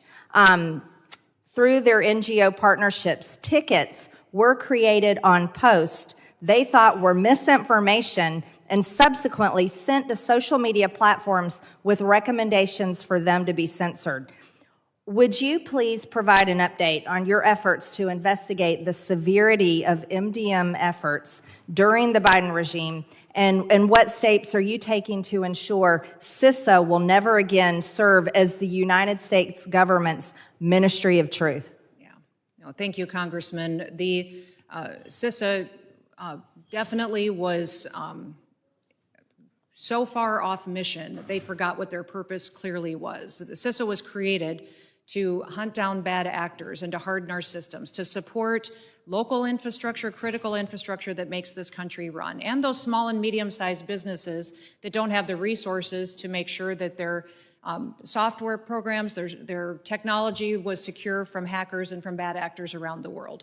Instead, what they were doing by out there deciding what was truth, what wasn't truth, censoring what people could say, was not their mission whatsoever. And so we have stopped those activities. We have refocused our resources back onto the cybersecurity mission and ensured that CISA is cooperating with our local and state individuals and businesses to make sure that we're truly being proactive at not just hardening our systems, but stopping the attacks that we have from countries that hate us. So the Ministry of Truth, as what CISA was operating before, was wrongful actions that were taken by employees of this administration, the last administration, to go after political targets, to manipulate the information that Americans were receiving, and that has stopped. We have fallen far behind in what we've been able to do as far as cooperating with other intelligence agencies and with those at the state level to make sure that we're being proactive.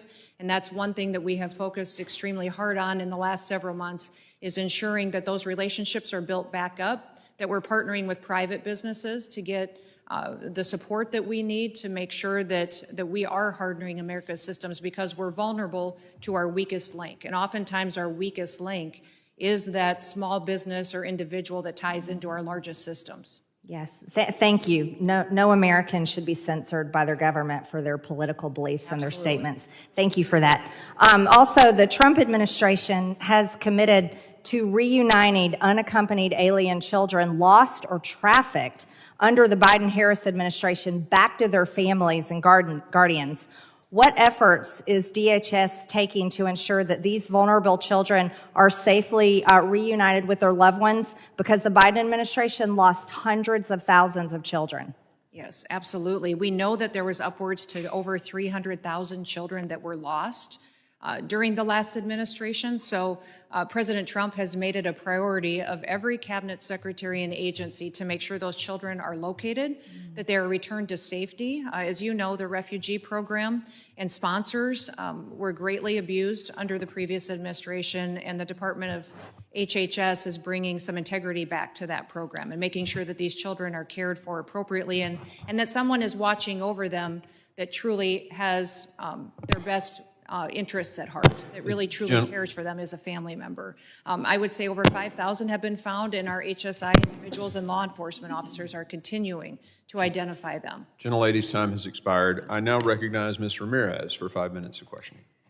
Thank you, Chairman. Secretary, it's good to see you. I'm going to go straight to the questions because I have a lot of them. Let me start just following up with Congressman Goldman about judiciary.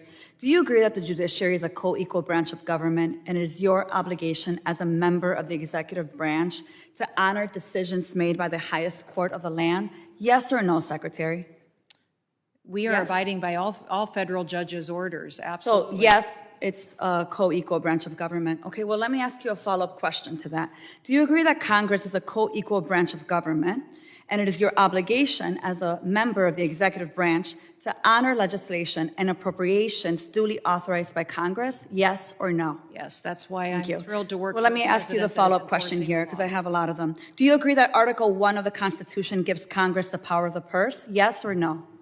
Yes, it is a duty. Do you of believe Congress that, to let me able ask to you another appropriate follow-up, funds. it's just yes or no.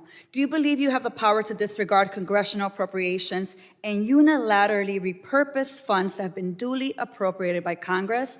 Yes or no? Ma'am, we are not doing that. So the We are answer to using you is dollars no. as to All how right, they well, were it was a appropriated yes for or no, ensuring the Secretary. Let me programs have continue. Interestingly, you said no. But since you've been Secretary, You have repeatedly disregarded the law. You have illegally impounded funds that Congress appropriated and that your branch of government must implement pursuant to the law. Yet you've closed offices established in law, including the Office for Civil Rights and Civil Liberties, the Office of the Immigration Detention Ombudsman, the Office of the Citizenship and Immigration Services, and you've canceled contracts for programs authorized in law, including shelter and service programs and citizenship and integration grants. You've obstructed and roughed up members of this committee as they attempted to conduct congressional oversight, and then you vilified them. But my question is, if they were so bad, why were they allowed to go in after to conduct oversight? Let me just continue. You redirected funds to terrorize our communities. You created taxpayer-funded political propaganda campaigns to terrorize families and children who don't sleep at night because of the terror of those commercials that you are putting out there. You hold sick, disrespectful press conferences in my state where, let me be clear, you are not welcome.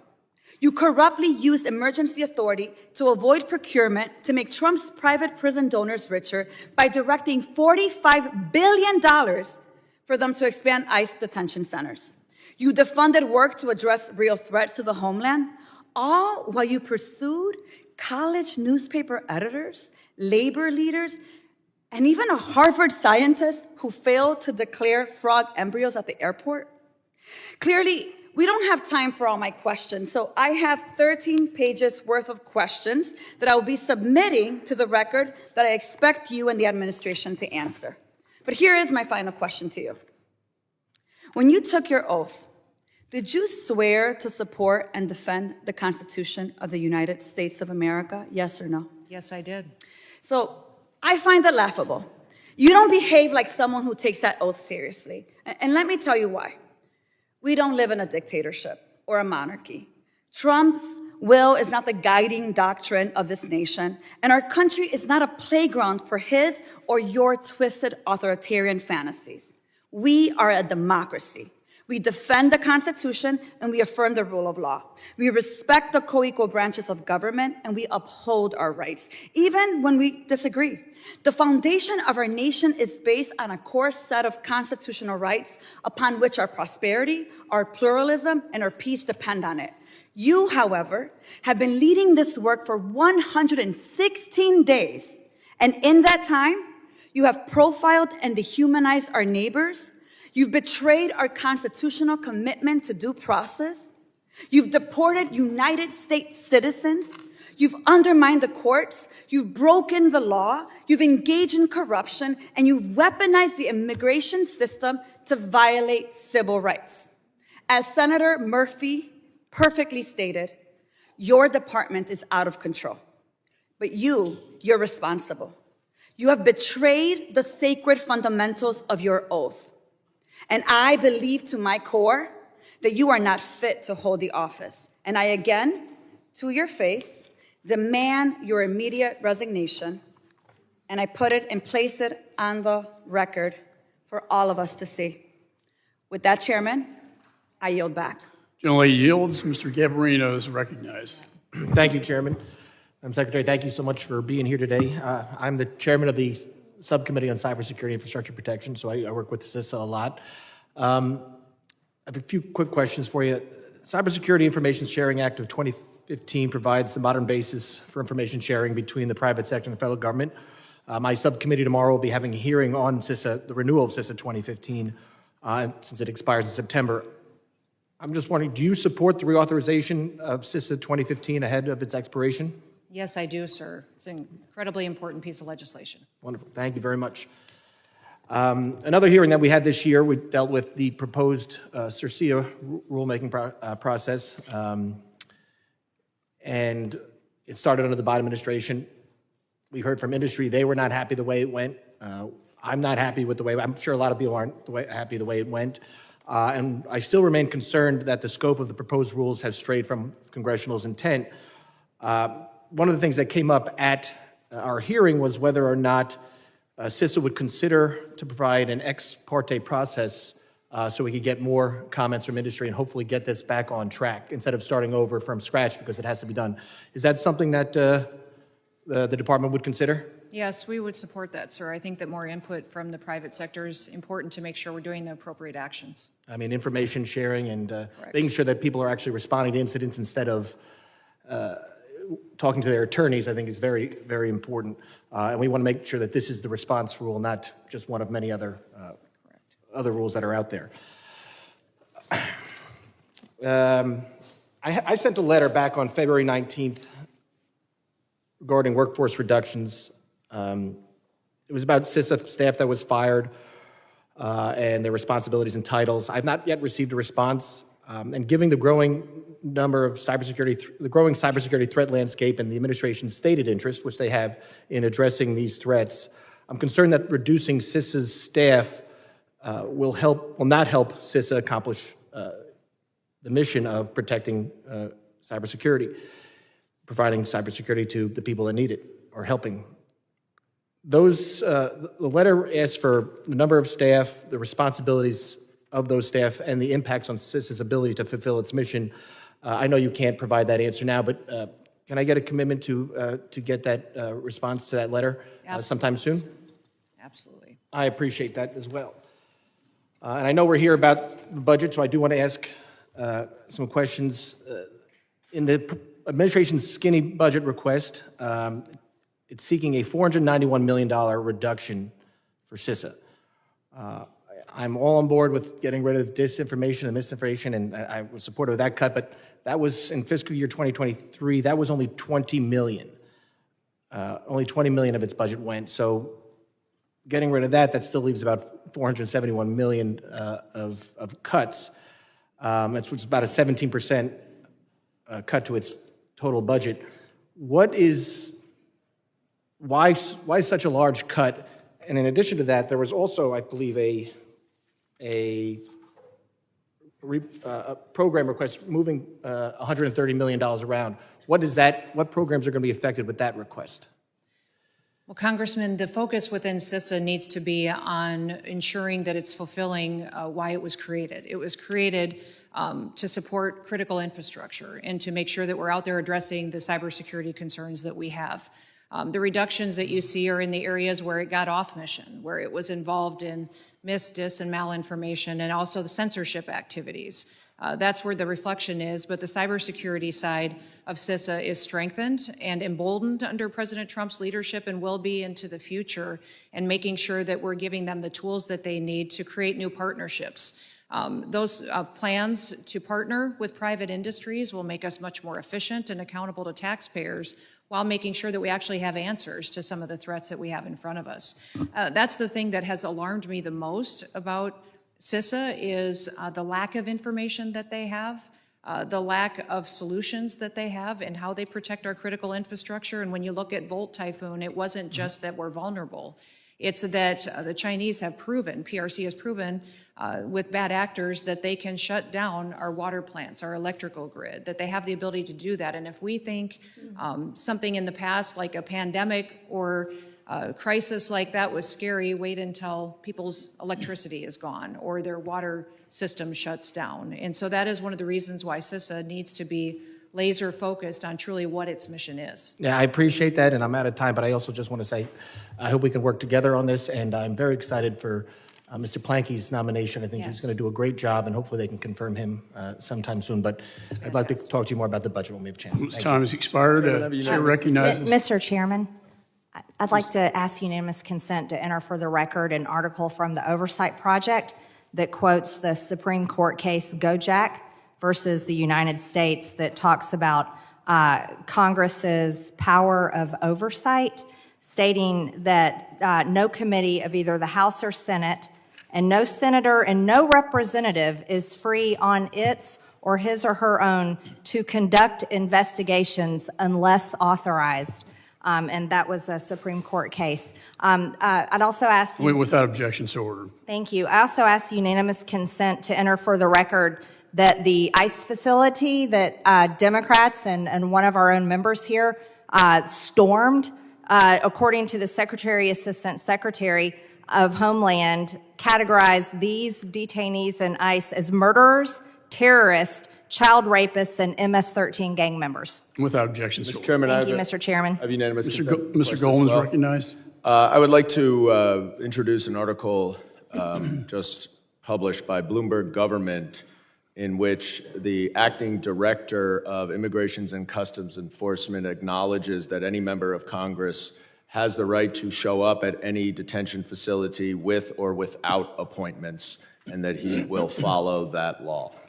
Without objection. So ordered. Mr. Chairman, I have unanimous consent also. Gentleman's recognized. Thank you. I just want to also enter for the record Section 527A of the Department of Homeland Security Appropriations Act of 2024, that it says explicitly that members of Congress have the right to access ICE detention facilities with no prior notice at any time. Without objection. Thank you. So ordered.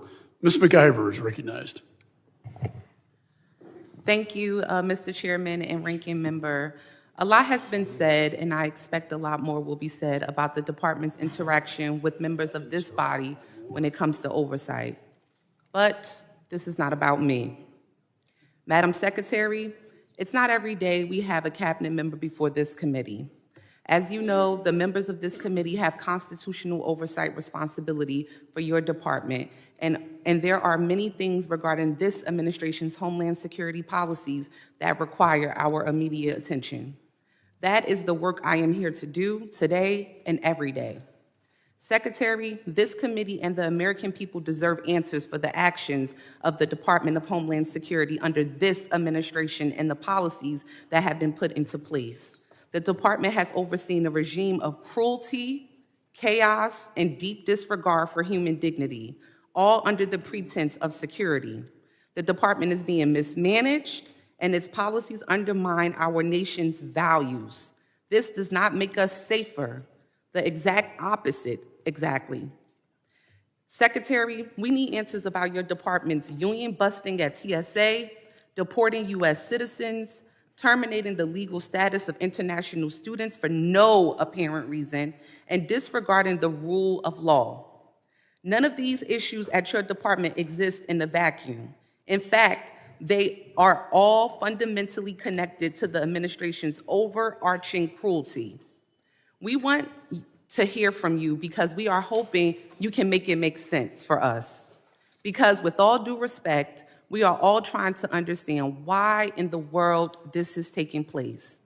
In my district and around this nation, countless international students had their visas revoked without due process, without warning, and without any regard for how this would devastate their lives. These are students who came here to learn, to build their futures, and join our workforce, only to have the rug pulled out from under them by this department's actions. How can we expect international students to trust our institutions and contribute to our economy when we treat them like they've done something wrong just because they are here? Are we no longer the home of the American dream? I also want you to understand DHS's impact on our entire workforce. I proudly represent over 1,000 dedicated TSA workers who had the right to unionize. But that right has been stripped away by your department. This is an attack on the people who safeguard our skies and whose dedication we rely on now more than ever. And the destruction doesn't stop there. I represent communities that live in constant fear each and every day. Families too terrified to step outside and send their kids to school, go grocery shopping, or take a trip to the doctor because of the harassment of ICE and Homeland Security. This isn't public safety, it's state-sponsored fear. I understand that this administration believes it is its business to scare people into submission and act alone with no regard for the law to decide who is worthy to live in this country or not. However, it is this committee's business to make sure your department is held accountable and to get the American people the answers they've been looking for. So, with that, Madam Secretary, I have a few yes or no questions. Do you agree that revoking student visas without notice can cause fear and confusion among international students? Yes or no? Congressman, I do not. Congresswoman, but yes or no? Congresswoman, I do not decide legal status or visa programs for I will students. take The that Department of as, State I'll take does. that as a yes. Do you support restoring full collective bargaining rights for TSA employees? Yes or no? Ma'am, currently today, TSA does not have the Yes or ability no? to unionize. Okay, take that as a no. Do you believe that TSA workers should make a livable wage? Yes or no? Yes, TSA workers are critically important to Thank our you for security that. Are you systems, for our aware, are you airlines. aware that recent student visa revocations occur without due process or proper notification? Ma'am, I don't make a determination of status. Yes or The no? Department of State does I'm guessing that. you don't know? Okay. Do you believe that TSA workers have the right to better workplace conditions? Yes, absolutely. Okay, TSA great. Thank you for workers that. are incredibly Do you important believe to that our- students should have an opportunity to appeal before their visas are revoked? Yes or no? All processes are followed and that are set out as tools. I'm guessing and it's a no. Okay, processes one in more this last question in Congress. 9 seconds. Do you believe that that revoking collective bargaining rights for TSA workers affects their morale and job performance? Yes or no? I believe TSA is critically important. Okay, in the I'll take future that and as they a, have been- maybe you don't know, maybe it's yes or no. Gentlelady's time has That I- expired. I that now I recognize yield. Mr. Gonzalez for 5 minutes of his questioning. Thank you, Chairman, and thank you, Madam Secretary, for doing a wonderful job. And it's been a breath of fresh air. A lot of people like to talk about the border. I represent a large part of the border. The places that are on TV are the places that you have visited, the places that I represent, like Del Rio, like Eagle Pass, like El Paso, other places. And y'all have done a fantastic job. I want to start with BORTAC. BORTAC has been, when we talk about how do we go out and apprehend these hundreds of thousands, if not millions, of convicted criminal illegal aliens that are a threat to all our communities, BORTAC is always the answer. I recently met with them. They're based out of Fort Bliss. They're in El Paso. They're always the ones that go out and are doing the heavy lifting. If I'd love to put this on your radar. I know you're making a lot of budgetary decisions, and the administration is. That facility is way, way outdated. For the work that they do, they need a new facility. And I know it's on Fort Bliss. If there's a way that we can work either through this committee or through the Appropriations Committee to find a way to give them the proper housing, just the proper headquarters that they need, I think this would be very critical in going out there. I'd love to hear your thoughts on BORTAC. Yeah, I spent some time with them as well down at Fort Bliss, and they do incredible work, and they don't just operate within their own agency, but also partner with other law enforcement agencies and meet needs around the country at a moment's notice. So their skill set is unique. Their specialty training is needed, and in fact, it needs to be expanded. We could use more teams like they have and give them more opportunities to continue to serve, because the skill set they bring to the table keeps people safer. And helps us meet the challenges with what we need to protect our officers out in the field and to make sure citizens are protected as well. So we'll certainly look at their facilities and see what we can do to strengthen the resources that they have. Thank you for that. They're just doing incredible work. Once again, every time there's a problem solved, BORTAC has a role to play. Whether it's on the back, the intelligence piece to it, helping with some of these task forces, or actually going out and apprehending folks. On that note, Uvalde is in my district. We had a couple of years ago, we had one of the worst school shootings in history, certainly in Texas's history. And, it was BORTAC that neutralized that shooter. And so I want to talk about school safety a little bit. You've got children, you've got grandchildren, I've got children. That's one thing that I think can bring us all together, is just the safety of our children. And one area that I think goes unlooked is the Secret Service's role. As I've dived into school safety, Secret Service is at the heart of a lot of these solutions. And nobody thinks it in that manner. I'd love to get your thoughts. When it comes to school safety, what role do you think the Secret Service is currently playing, or can it play in helping solve some of these problems?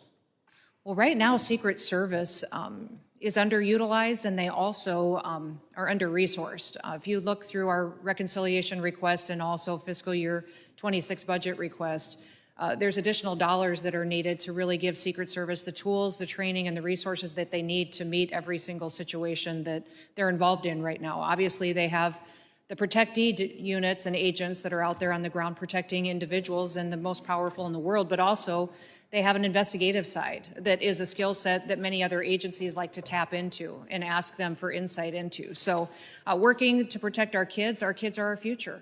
They really are what America is going to be and is today for many, many years. So it's incredibly important that we use that skill set to give advice, wisdom, but also training to those individuals that secure our schools. You know, the Department of Education has a partnership with us in how we train school security officers, but also how we go out and support local law enforcement to respond to situations like you experienced in your home district. It's a tragedy that we can be better equipped for and prepared for in the future, and making sure that we're taking care of people ahead of time. That's it. And addressing the concerns and the flags that happen before we end up in a situation like you experienced. Yeah, I appreciate that response. And I'm really trying to get ahead of a problem, not wait for the problem to occur and then blame somebody else for why the problem was there. Like, let's just make sure our kids are safe as we harden schools, as we look for ideas to strengthen family units and do those different things. Once again, the Secret Service constantly continues to come up. So I look forward to working with you on that and other. One thing I would say is in the last several months, Secret Service recruitment has been up over 200%. Amazing. And under President Trump and the recruitment efforts that we've had for that agency, overwhelmingly people want to be a part of their mission in the future. You know, part of my schools, and I know I have just a little time, so part of my district, you know, the Guardian program where teachers are armed is what works for that community. Other communities, they don't want to have their teachers armed. That, in my eyes, that's for something for them to decide. But as far as a federal government response, I think the Secret Service can add to whatever local ideas they have. So I look forward to working with you on strengthening that and others. Thank you again, and I yield back, Chairman. Gentleman's time has expired. I now recognize Ms. Johnson for 5 minutes of questions. Thank you so much, Mr. Texas Chairman. to Texas. And thank you, Madam Secretary, for appearing before our committee today. I want to address several issues. I'm going to try not to repeat a lot of issues that have been addressed, but I do have some substantial concerns over how ICE agents present themselves to the public. Oftentimes, we've seen many videos out there where they're masked and not properly identified. I have a lot of real personal concern about that. I just put myself in the situation of that woman from Tufts, for example. You're just walking down the street, and all of a sudden, out of nowhere, 3 masked men, not properly identified, attack you and try to take you away. I find that to be reprehensible and not the values of this country. What steps are you taking to make sure that your ICE agents are not masked and properly identified when they approach someone? Well, ICE agents always identify themselves to individuals that they're encountering or that they're working with. What I would say as far as if they are wearing something over their faces, it's oftentimes because that agent has been involved in undercover operations or needs to be able to continue the investigative work that they do on a day-to-day basis. But don't you think, Madam Secretary, that people have a right to see whoever's trying to apprehend them? I think it's creating this unrealistic vigilante system. And are you aware that your materials, ICE agents, jackets, and the sorts are available on Etsy for $20? Anybody can do that, throw a mask on, and run around and terrorizing people of color without any regard for the law, without any regard, because your agency does not have proper protocols to make sure their agents are clearly identified and marked when they're executing their jobs. Our agents do identify themselves. They verbally do that, and then also by the clothing that they're wearing. And if they do have something that is covering some of their facial features, it's for their investigative work or their undercover work that they do as a part of their job duties as well. What I would say is that it is important that we follow the procedures and protocols for every encounter that we have, and they have done that in every situation to the best of my knowledge. Well, I would suggest that your protocols need to be revised, because I don't think it's reasonable for masked men to be apprehending people on the streets. I think that instills a lot of fear. It doesn't instill security in the process. And in states like Texas, that is open carry, when any jackadoo can be walking around with a gun, I think some tragic circumstances are at bay. I'd like to switch gears to due process. I have a lot of concerns about the lack of due process that your agency has been affording people in this country. In Texas, for example, you had rounded up 171 individuals, were preparing to deport them, and it wasn't until the Supreme Court issued an opinion that that was unconstitutional and that their due process rights were being violated did your agency actually stop and adhere to the Supreme Court's opinion. My question to you is, Has those efforts ceased in your agency? Are you going to cease trying to deport people without access to due process in the courts of law in compliance with the United States Supreme Court?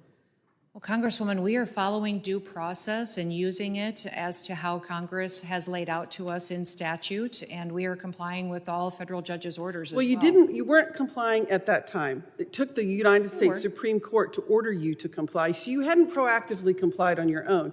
You were intending to wrongfully deport people without access to a court hearing, without access to the rule of law, and that is why it was necessary for the United States Supreme Court, due process does not guarantee a hearing, who issued an opinion ordering you and your agency to comply with the due process rights of the people in this country. That's what separates, that's what makes our country great, is we do have access to due process.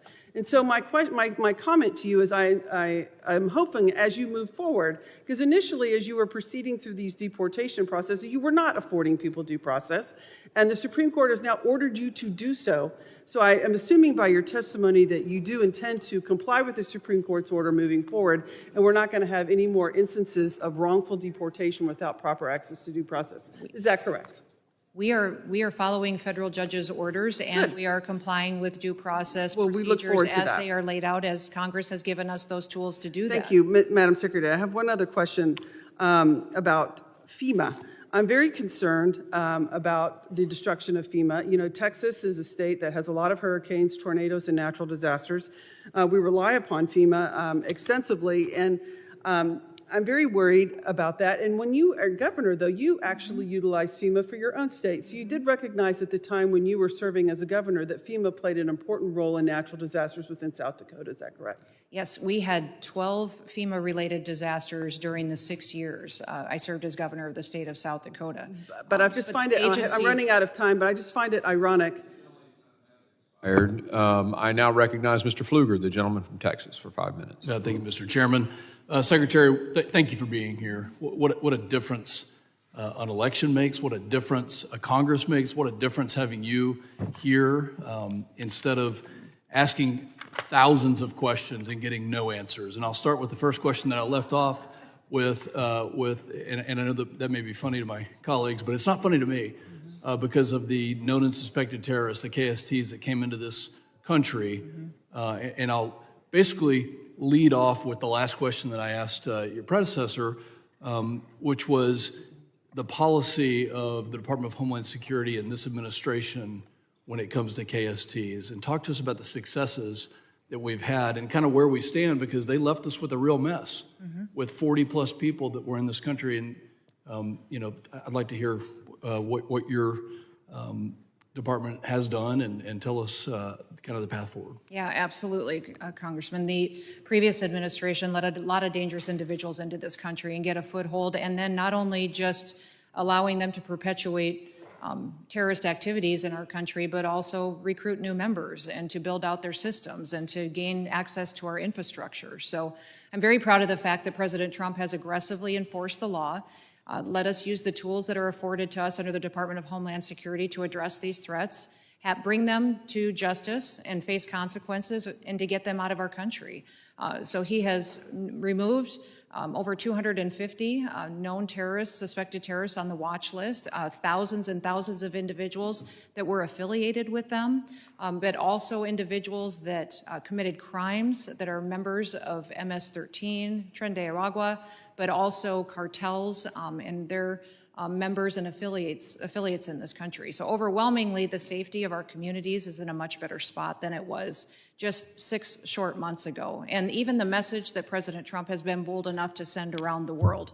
He specifically told me, Kristi, if you're given this job, I want you to tell the world that America has new leadership, that we are enforcing our laws now, and that Americans get to be prioritized and their safety comes first. And if you want to break our laws and come to this country, don't even try it. And that has sent an overwhelming message to the world that they're adhering to. That's one of the reasons you see less encounters at the border, is because people are staying home in their home countries because now they know we follow our laws. The Mexican president and her team told me that they believe they've stopped over 600,000 people in Mexico before they even reached our border because they got the message they could no longer cross into the United States. So we don't even know the hundreds of thousands of people that simply were in the process and turned around because President Trump has been very vocal at sending the message to the world, don't come here if you want to break our laws and victimize our people.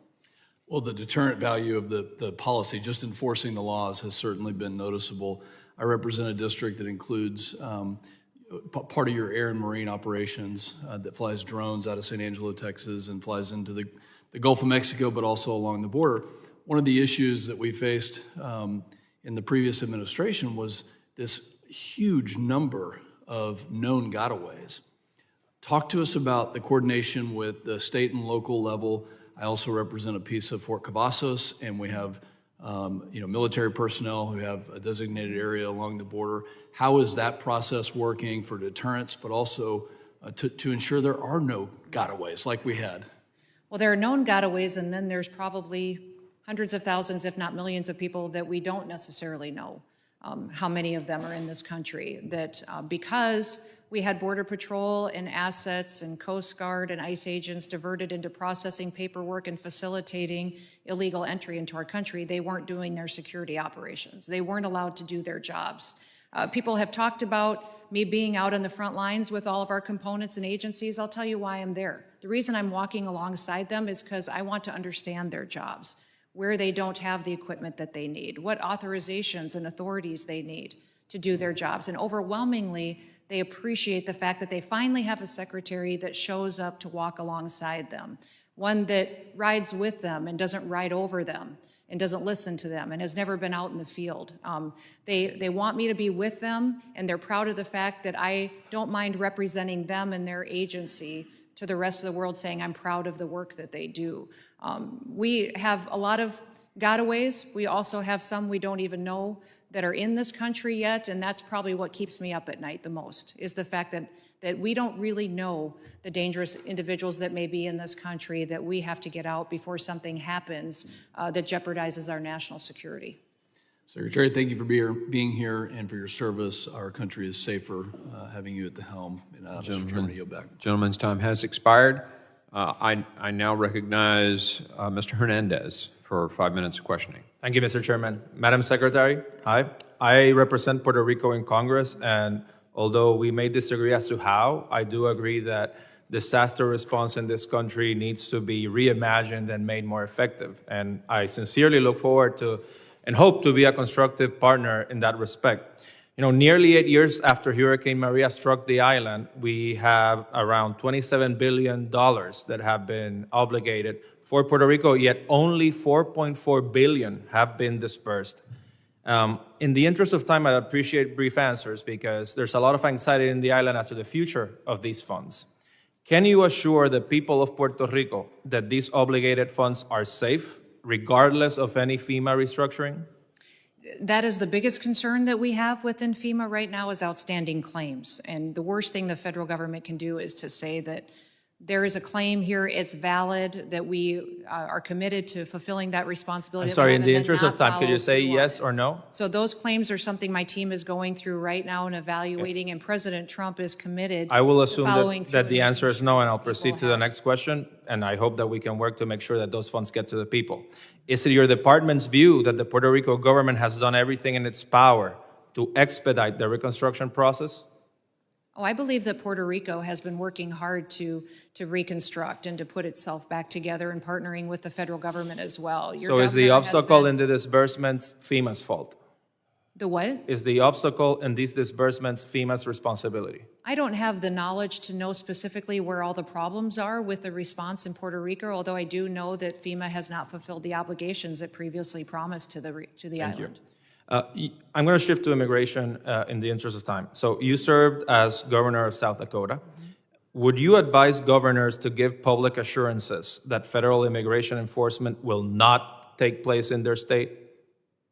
Would I advise to governors that they not? That they give public assurances that immigration enforcement will not occur in their states? No, I prefer that governors partner with us to make their states safer. I believe that the relationships that we have on the ground in many states is absolutely critical to making sure. So the that answer is no. communities You and would not families are advise them to protected. tell their constituents, no, there will not be any enforcement in this state. Would you have publicly told immigrants, as governor in your state, not to worry about deportations because your state wasn't a border state like Texas or California? I felt as though my state was a border state because we were every day impacted by the drug trafficking and the human trafficking that was coming over the border and had put a foothold in the state of South Dakota. Every state was dramatically impacted. Okay, so by the open border policies you of would my not have told immigrants in your state, don't worry about deportation. You would not have said that. The laws need to apply equally to everybody. That's what is so discouraging about the previous administration is they picked winners Okay, and losers. so They that's decided that who the it question applied has been to answered. That's and fine. who it didn't. You That would doesn't not happen you anymore. would not say that. You Now would the not law- you now would the tell your laws- constituents immigration laws will be enforced in this state whether or not we are a border state like California or Texas. Laws will be enforced, absolutely. In January, the governor of Puerto Rico made an opposite claim. She told immigrants not to worry about deportations because we're not Texas or California. Days later, ICE conducted enforcement operations in immigrant neighborhoods in San Juan. Was that a responsible thing to say? I didn't hear her say that and haven't heard this before, but I believe that the partnerships we have with governors is extremely powerful in keeping their communities safe. That's a no answer. Was she aware, was she briefed by DHS about the immigrant raids that would happen in the ensuing days? I have no knowledge to that situation. What I will tell you is that every governor that I know of feels the responsibility of protecting their state, and they should be making the best decisions to secure their communities and their families that live there. And that includes telling people in their states or jurisdictions, the administration's policy is that there will be raids to detain people who were undocumented in their jurisdictions, not to tell them, don't worry, this will not happen here. I am not certain as to the situation you're speaking to. I'll get more information so that I can respond to you appropriately. But I'm not certain. hypothetically, I'm not certain as what governor, announcements would you have told the people of your state the laws will be enforced here as in any other state? What I would tell my people of South Dakota is that my job is to work for them and to represent them and to be their leader and protect their best interests. That includes making sure that citizens of South Dakota are my number one priority every day. I understand that, and I thank you for your time. And like I said at the beginning of my turn, I do look forward to working constructively on ways to reimagine FEMA and disaster response and to make sure that those funds, which today you have told us are not guaranteed for the people of Puerto Rico, are guaranteed and delivered on time. Thank you. Gentleman's time is expired. I now recognize Mr. Luttrell for 5 minutes of questioning. Thank you, Mr. Chairman. Madam Secretary, how are you today? I'd like to talk about the health and wellness of our operators, our DHS and immigration, everyone that's underneath your portfolio.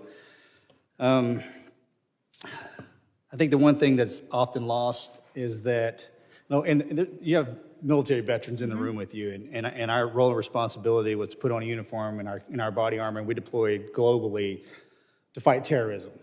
And we had to leave the country to do that. And the men and women under DHS, they put on their uniforms every day and deploy right out their front door. And that's challenging. That is a unforgivable, kind of space. And my focus in the veteran community and active duty service, as well as your department, is the health and wellness of our operators currently and after they leave the career.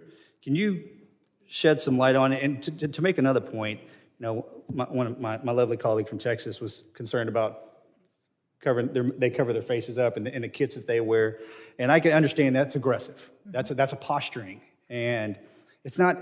We don't get in gunfights every day, but the day that happens, you will appreciate the fact that you're wearing that uniform.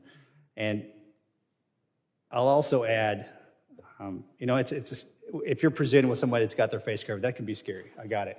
But when you're dealing with terrorist organizations that are internal and on our borders, it's not the operator that they're going to go after. They'll take a picture of that face and go after the families. So it's anonymity for the operators too, which needs to be said because it's important to protect the men and women that work under your department. So if you will, please, can you kind of shed some light on me where we currently are now that you're the secretary for our health and wellness, cognitively and physically, and where we're going, please? Well, it is a concern for me, especially since we've seen an escalation in violence against our law enforcement officers, and specifically those even within the Department of Homeland Security. The aggression that they face every single day as a part of their job duties is something that we have to make sure that we recognize and that we have the tools to help them and their family be successful. So going forward and making sure that we're providing health care, but also mental health care is a priority of the department and this administration, recognizing that the previous administration let a lot of dangerous individuals, terrorists, and gang members and known cartel members into this country. And now, and they've recruited new members, and they've recruited homegrown terrorists that are citizens of the United States that are members of TDA now and MS-13 that present new and unique challenges. That is something that we have made a priority to make sure that we're equipping them, to prepare them for situations they're going to face with training and giving them the right equipment to protect themselves, but also when they step back from that line of duty, how we can help them be whole and go back and live a successful life with their family. What I would say is that it's difficult in areas of this country that were neglected for too long, especially in our Coast Guard. They're often very remote and isolated. They don't have access to specialty care, to mental health care, and it's my commitment to all of our departments and components in the Coast Guard that I get them that kind of care where they're located, because sometimes where they're stationed is not an area where that is available to them readily. Yes, ma'am. And my office, and myself included, look forward to working with you and your team on this. I'd hate for that to be lost in translation as hard as Coast Guard, Coast Guard, Secret Service, our agents, as hard as they work, it's not, and I can't say I disagree, but it's just something that's happening. We don't do baseline assessments on these operators, which we should absolutely do. We should track the health and wellness from start to finish. And then when we hand them off back to their families, hey, we have the in comfort knowing that they're going to be fine once they move on to the next chapter of their life. So I look forward to further conversations with you and your team. Thank you very much, Mr. Chairman. I yield back. Gentleman yields. I now recognize Mr. Kennedy from New York for 5 minutes questioning. Thank you, Mr. Chairman. Secretary Noem, thank you for your time before this committee. Today is a solemn day for my community in Buffalo, New York. 3 years ago, on May 14th, 2022, a gunman, motivated by racism and hatred, drove 2.5 hours from his home to the east side of Buffalo to carry out an act of domestic terrorism. Equipped with enhanced body armor, a tactical helmet, and a semi-automatic rifle, the gunman opened fire at a local grocery store in a predominantly black community. In just 123 seconds, he took 10 innocent souls that day, severely injured 3, and traumatized countless other individuals. Because of this act of domestic terrorism, radicalized and indoctrinated online, and carried out in the name of white supremacy, families in my community will never be whole again. Buffalo now joins a growing list of communities impacted by mass shootings carried out by lone wolf, homegrown, domestically radicalized, disturbed individuals. Secretary Noem, in your written testimony today, there's not one mention of this kind of threat to the homeland. You refer to foreign terrorist organizations. You refer to aliens who are affiliated with foreign terrorism. You refer to arrests of suspected gang members. Not once do you mention the term domestic terrorism, domestic terrorist, or lone wolf. There's a gaping hole in your testimony today. You fail to reassure this committee or the American people that you'll protect the homeland from bad actors, radicalized right here in the U.S., like the gunman who opened fire on my community 3 years ago today. There's been a systematic, intentional effort by your department and this administration since January 20th to ignore the very real threat posed by domestic terrorism. This is a blatant negligence made abundantly clear by the administration's budget and by President Trump's broader actions to defund the Department of Homeland Security initiatives that track and prevent domestic terrorism.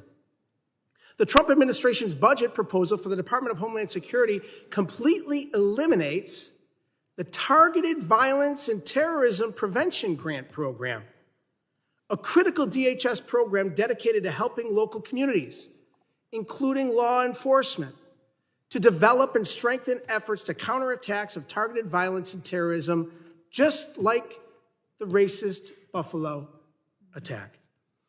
This exact grant program awarded nearly $1 million in the aftermath of the 514 shooting in Western New York to help close research gaps about the radicalization of domestic terrorists, develop violence prevention modules, and improve bystander intervention.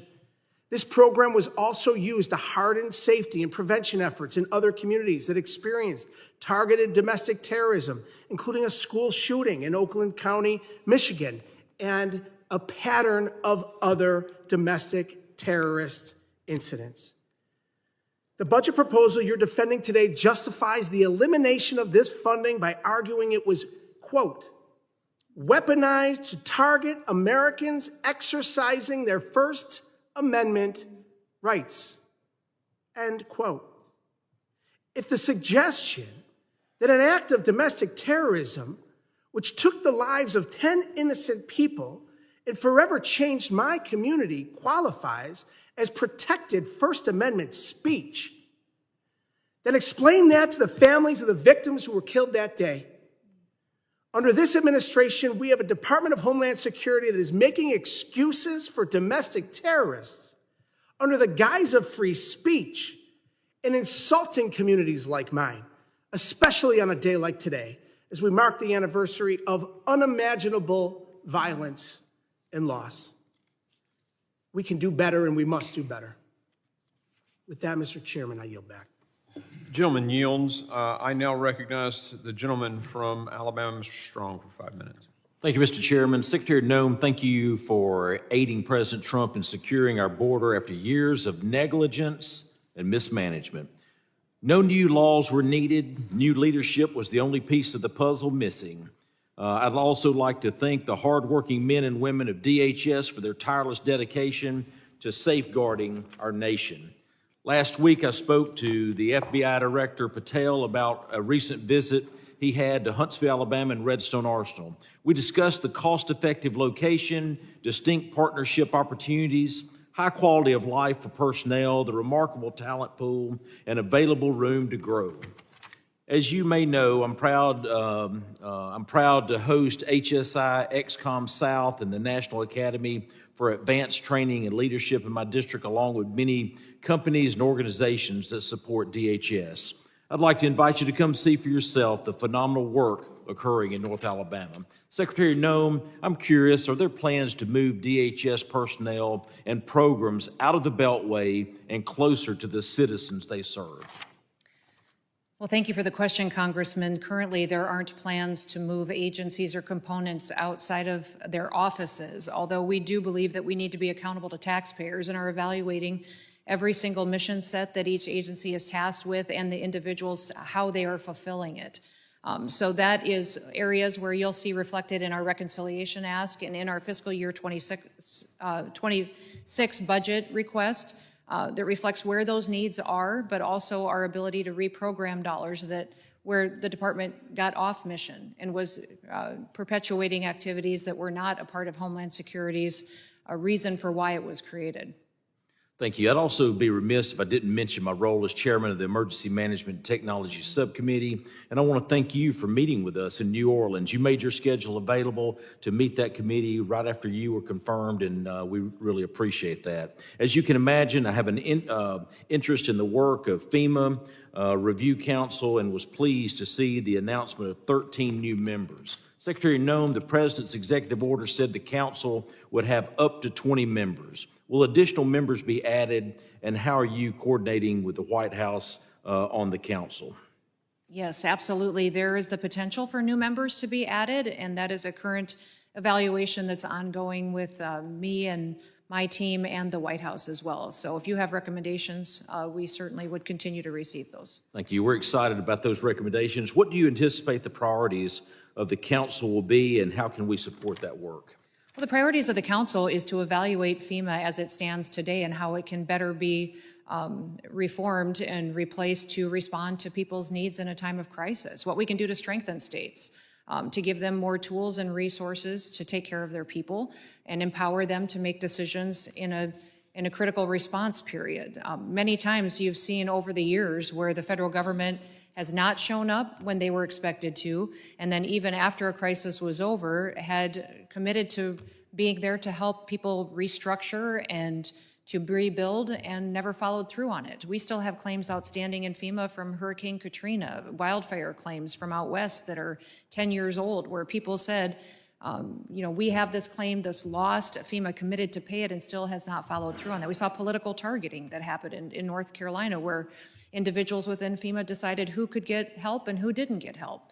So that needs to end, and this needs some integrity to it, and making sure the federal government's there for support, but the states are empowered to do the emergency response is very important to President Trump.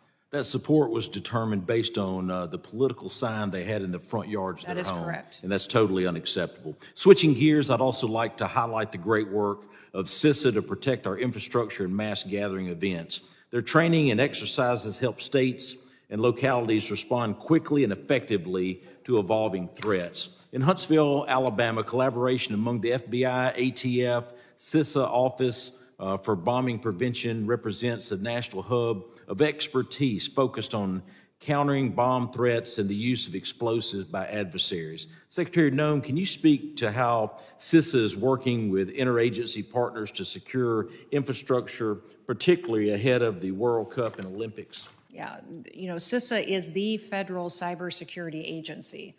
It is the priority point for all agencies to interact with and their connections to state and local governments.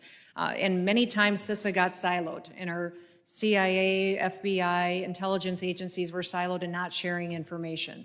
So we're building out a cooperation that has never existed before, and where we're bringing them to the table, sharing information that we may have as far as vulnerabilities, but also in how we can partner with private industry. The fact of the matter is that's a resource that was neglected for much too long. And so bringing private industry to the table to tell us and help us go out there and find those bad actors. Oftentimes they know, but they don't have a protection of letting us know without some kind of liability that they expose themselves to. So we're committed to building those kinds of partnerships so that they can flag threats to us without worried about retribution from those bad actors into their own companies. Secretary Noem, it's an honor to have you before us today. We'll see you in Alabama soon. Mr. Chairman, I yield back. Thank you. The chair now recognizes the gentlelady from New Jersey, Ms. Poe. Thank you, Mr. Chairman. Madam Secretary, good afternoon. I wish we could have heard from you before ramming through a $70 billion reconciliation bill. But nevertheless, I'm really happy that and glad that we have a chance to speak with you today. Like many of my colleagues, I am deeply concerned that your department is blatantly ignoring our laws. The law is very, very clear. Members of Congress can show up unannounced to facilities, and ICE must accommodate a tour of their detention centers. The fact that your spokesperson suggested arresting members of Congress who were given a tour of the facility is disturbing and certainly dangerous. We will not accept threats or intimidation by anyone at your department or across the administration for exercising our constitutional oversight authority. Now, let me just refer now to my questions. The Trump administration's funding freeze has created chaos and unpredictability for state and local governments to respond to threats. Reportedly, $100 billion has been canceled or is being unlawfully withheld. You stated today that we are a nation of laws, yet you are actually violating the law. In our recent markup, I offered an amendment to prohibit DHS from delaying or withholding FEMA grant funding. Unfortunately, it was rejected by my GOP colleagues. As my district ramps up for the World Cup, our first responders and municipalities require resources today. By delaying and withholding grants like the Homeland Security Grant Program, you do not just create uncertainty, you undermine the ability of state and local governments to begin security planning for one of the world's largest sporting events. Right now, you are a month behind issuing guidance on this critical funding. Similarly, guidance has not been issued for the nonprofit Grant Security Program, which protects synagogues, churches, and mosques from threats. These delays harm our national security. Madam Secretary, when does your department plan for the Homeland Security Grant Program and the nonprofit Security Grant Program funding to be made available? Congresswoman, every grant under the Department of Homeland Security is being evaluated to make sure that it's following statute as required by Congress as to how it should be allocated and obligated to local states and communities. So as many of those grants were paused and evaluated, you've seen that they've been continued and put out, but if they were misappropriated into things that were off of the guidance of how the grant should be utilized, then it was changed. But these grants that have been obligated and should go forward have been continued. Thank you. Thank you. Let me just real quickly, because I know our time is it's nearing to a close. As you know, New Jersey is one of 11 American citizens that will, cities, that will host the FIFA World Cup matches next year. The final match will be held in my district in New Jersey. There will be tens of thousands of spectators at the final match and hundreds of thousands more attending Fan Fest throughout the northern New Jersey area. The World Cup is a time of international competition and celebration, but I worry about the chilling effect of the Trump administration's anti-immigrant rhetoric and America's ability to serve as a welcoming host. To add, the Trump administration is looking to reinstate and expand a travel ban targeting 43 countries for restrictions on entering the United States. Can you please tell us how you will ensure that fans traveling legally to the United States are not targeted for immigration raids? We are already working as an administration with the teams from all the countries that will come and be competing and their fans as well to process their paperwork and to help facilitate their travel to the United States. And as you've seen, the president has formulated a task force that will focus on holding this unprecedented event and doing it in the safest manner possible while adding hospitality to it and helping people enjoy the matches and enjoy interacting with each other. And as you know, over 10 million people will attend the matches over that month-long period of time. Over 22 million people will interact through activities. You'd mentioned Fan Fest, and that is something that the Department of Homeland Security is tasked with. It's our responsibility to partner with local communities and cities that are the hosts, and we'll be working with your city as well to ensure that we're prepared for it, that we have the needs met, and that we are doing all that we can to secure each location. Thank you. I look forward to working with you in that regard. Thank you very much. Thank you, Mr. Chairman. I yield back. The chair now recognizes the gentleman from Oklahoma, Mr. Brukeen. Thank you, Mr. Chairman. Madam Secretary, it is so nice to see chaos and confusion and lawlessness being replaced by law and order. Thankful to you serving on this administration and implementing common sense. I don't know today that it was discussed, and if it has been, I missed it. The Colombian entity that was picked up in the last several days in Houston, convicted of murder that came across the border during the Biden administration, 21-year murder conviction sentence, and the very same ICE agents that were shoved and yelled and cursed at are the same ICE agents that are responsible for detaining and picking up this individual that was in the streets of Texas. You said earlier today in your testimony, discussing what happened in the last several days with colleagues even on this committee on the Democrat side, trying to go to a detention center. This is the same type of place, Delaney Hall, where you would find murderers and rapists, and like this Colombian entity, convicted of murder and is now in your custody. It's just madness that lawlessness is being perpetrated by even members of Congress. I want to switch gears. FEMA. There is great excitement, even as I'm talking to officials in Oklahoma who would love the opportunity to be able to make sure that the decisions for efficient use of taxpayer monies are implemented on the state level, knowing that the dollars will go farther, and knowing that you all, as you're discussing block granting, can you elaborate on current conditions, current status?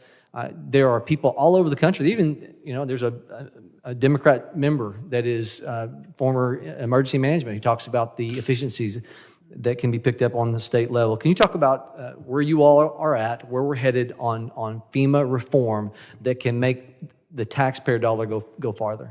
Yeah, we've got some incredible work ahead of us to do on FEMA and our response as a federal government and how we support states in this. And there's certainly a lot of people weighing in. We've got members of Congress on the House and the Senate side that have bills and legislation that they want to propose, but also I think it's important to have governors at the table because they're the ones who lead the response many times and know where the downfalls are. In many cases, there's hardworking FEMA employees that do their very best to deliver for those individuals in those communities. But what's happened in the past is that even under the previous administration, some of those FEMA employees were given the opportunity to not respond to a disaster if they didn't want to or if it wasn't convenient. And so recognizing the importance of this agency and prioritizing it and making sure it's there to support the local response is incredibly important to the success for those families that get impacted by unprecedented events. So we're taking input. This review council is going to be continuing to give insight to the White House as well, and then the president certainly has ideas. He's traveled and been there for people on their worst days, and he's heard their stories of how they thought FEMA would be there, FEMA promised they would be there, and then they never showed up. They had a claim that they couldn't do the paperwork themselves. They had to get people to help them fill out this complicated paperwork process, and then the claim was never paid, or there was some problem, and they had to appeal, and appealing was normal, and that just doesn't serve people. Yeah. We need to make sure that it's a predictable process that's timely, and the best way to do that is to empower the local supporters. Well, I've told this story often. Given I've got a minute, I'll relay it to you. I'll never forget in 2012 in Oklahoma, a friend of mine were helping do some cleanup work on machinery. I was on a dozer. He was on a skid steer for people that didn't have insurance. Little rural area, required to push things into vegetative and non-vegetative brush piles. I'm on a dozer. And watched, I come from the dirt works world, and I watched us not be able to light on fire in a rural area that every rancher, from your background, does on an everyday basis when they're cleaning up their property.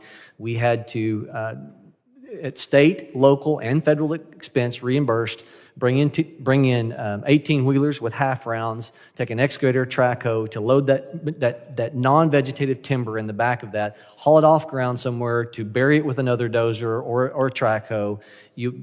Between the trucking, the dozer, the excavator, 4 times the cost because, and I ran as a state senator, a new law trying to get state control of that, and we could not get agency heads in Oklahoma to agree because they were concerned we would lose FEMA reimbursement if we had state control over it. Loss of efficiency. Grateful to you all for your leadership, common sense, returning, not chaos, which was the former state before you got in this position. Thank you. The chair now recognizes the gentleman from Arizona, Mr. Crane, for 5 minutes. I want to thank you, Ms. Noem, for coming here today and giving us your testimony. I also want to thank you for the amazing work that yourself and everybody at Homeland Security have done to not only secure our border within just a couple weeks, but also to start deporting folks that aren't supposed to be here in the first place. Secretary Noem, I'm very concerned about the behavior of one of my colleagues on this very committee who we saw assaulting both verbally and physically federal law enforcement officers just last week on national television. Ms. Noem, what kind of message do you think it sends to the country and radical political agitators that she sits here today, not being charged for a crime, to participate in today's hearing? Well, Congressman, I believe that what you saw last Friday at Delaney Hall was not oversight. I believe that it was breaking into a federal facility and assaulting law enforcement officers. This Congresswoman was surrounded by people who were criminals that were taking criminal actions. And so we need to be honest about what happened there. And we also need to talk about the fact that we have always facilitated visits and tours of federal facilities. We would continue to do that as well, and we would encourage that they work with us to do that in the future rather than to do the unprecedented destructive actions that the Congresswoman and her colleagues engaged in last Friday. Ms. Noem, do you think her presence here today emboldens others to behave in the very same way? I think it would be sad if that's the testimony of what happened last Friday that gets perpetuated. I was shocked when I watched it and saw it, and was extremely discouraged to see that the colleagues that surround those three defend them. Because those actions, we wouldn't want our kids to act that way, our children, our grandchildren to act that way. That's not the America that we dreamed and envisioned for our country.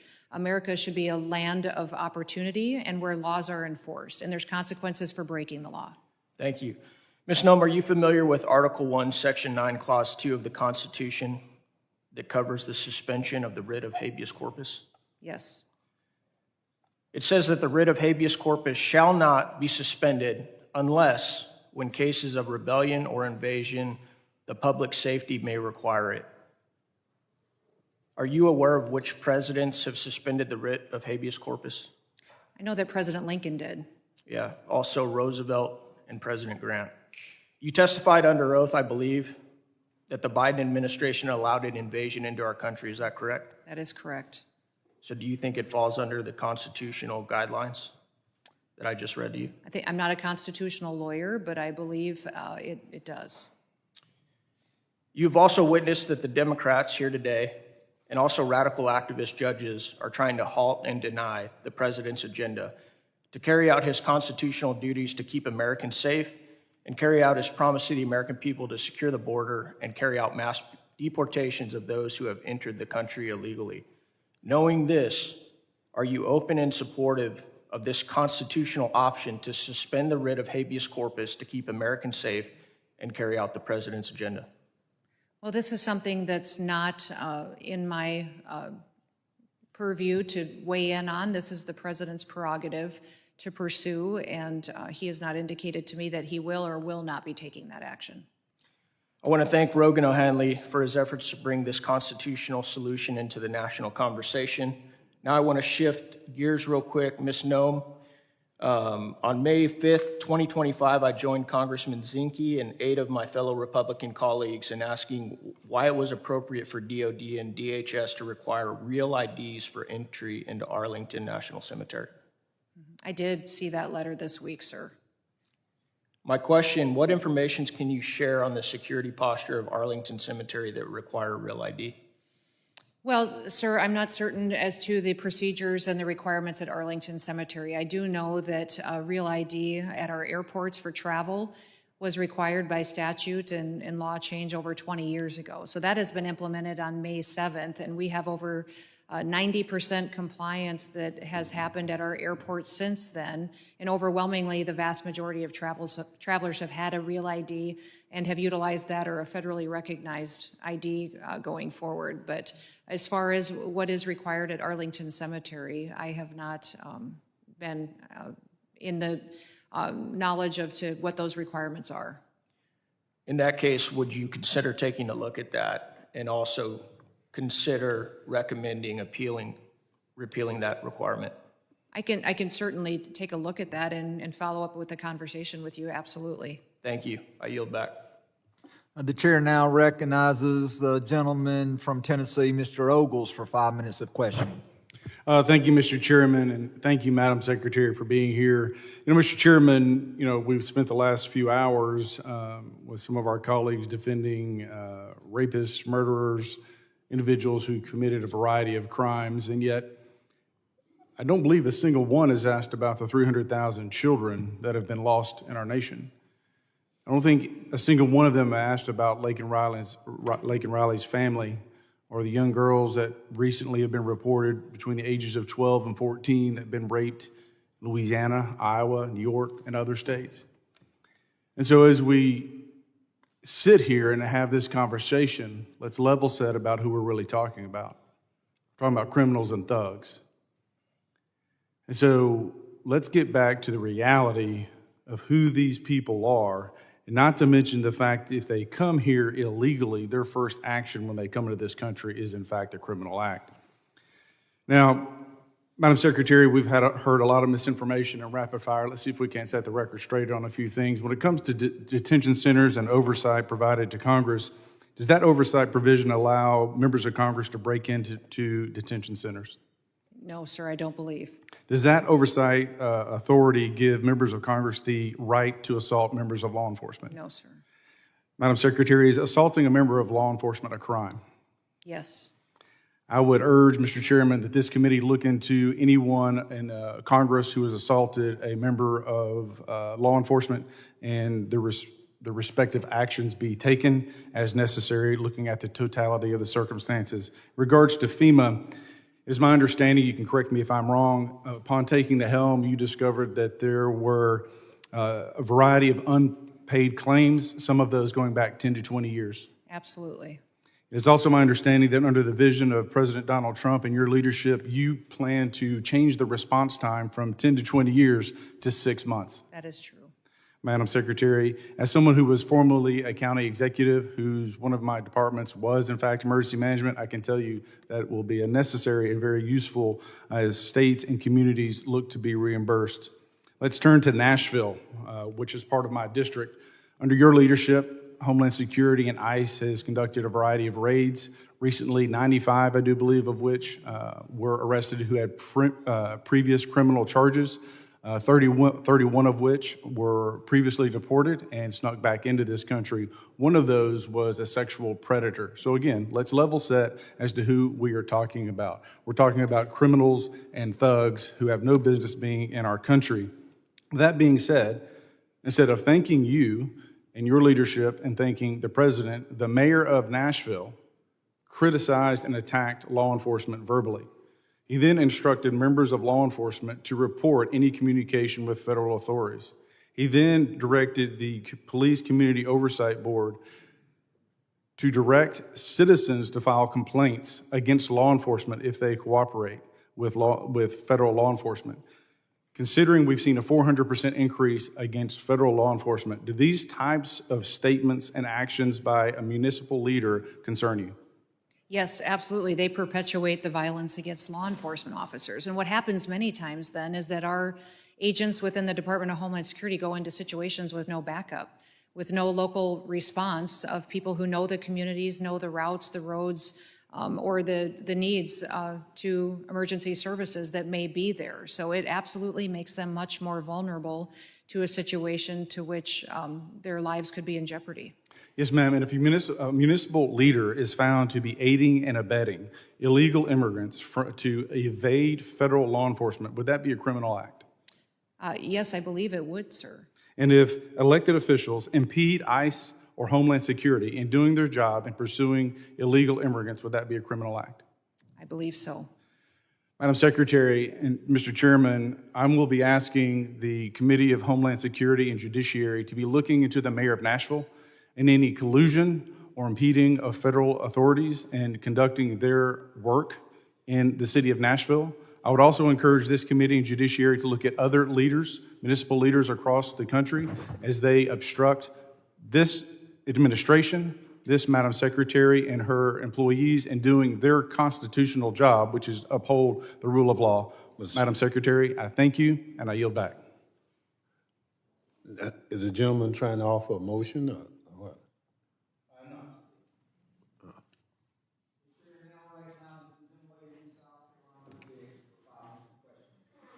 Thank you, Mr. Chairman, and thank you to Secretary Noem for being here.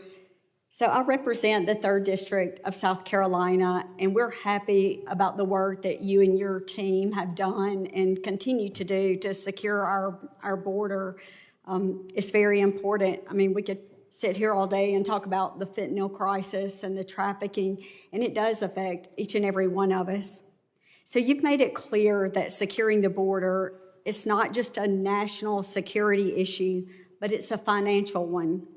Can you speak to how these enforcement gains translate into tangible cost savings for American taxpayers and counties in Middle America where local law enforcement have had to bear the strain of dealing with these cartel-fueled crime, and just as the fentanyl and the trafficking that I mentioned as well?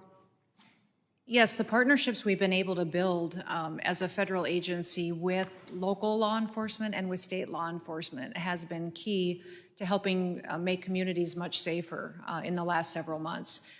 Those state officials are so grateful to have someone come alongside them and help them address the public safety concerns and threats that they have and that they've been living with for the last several years.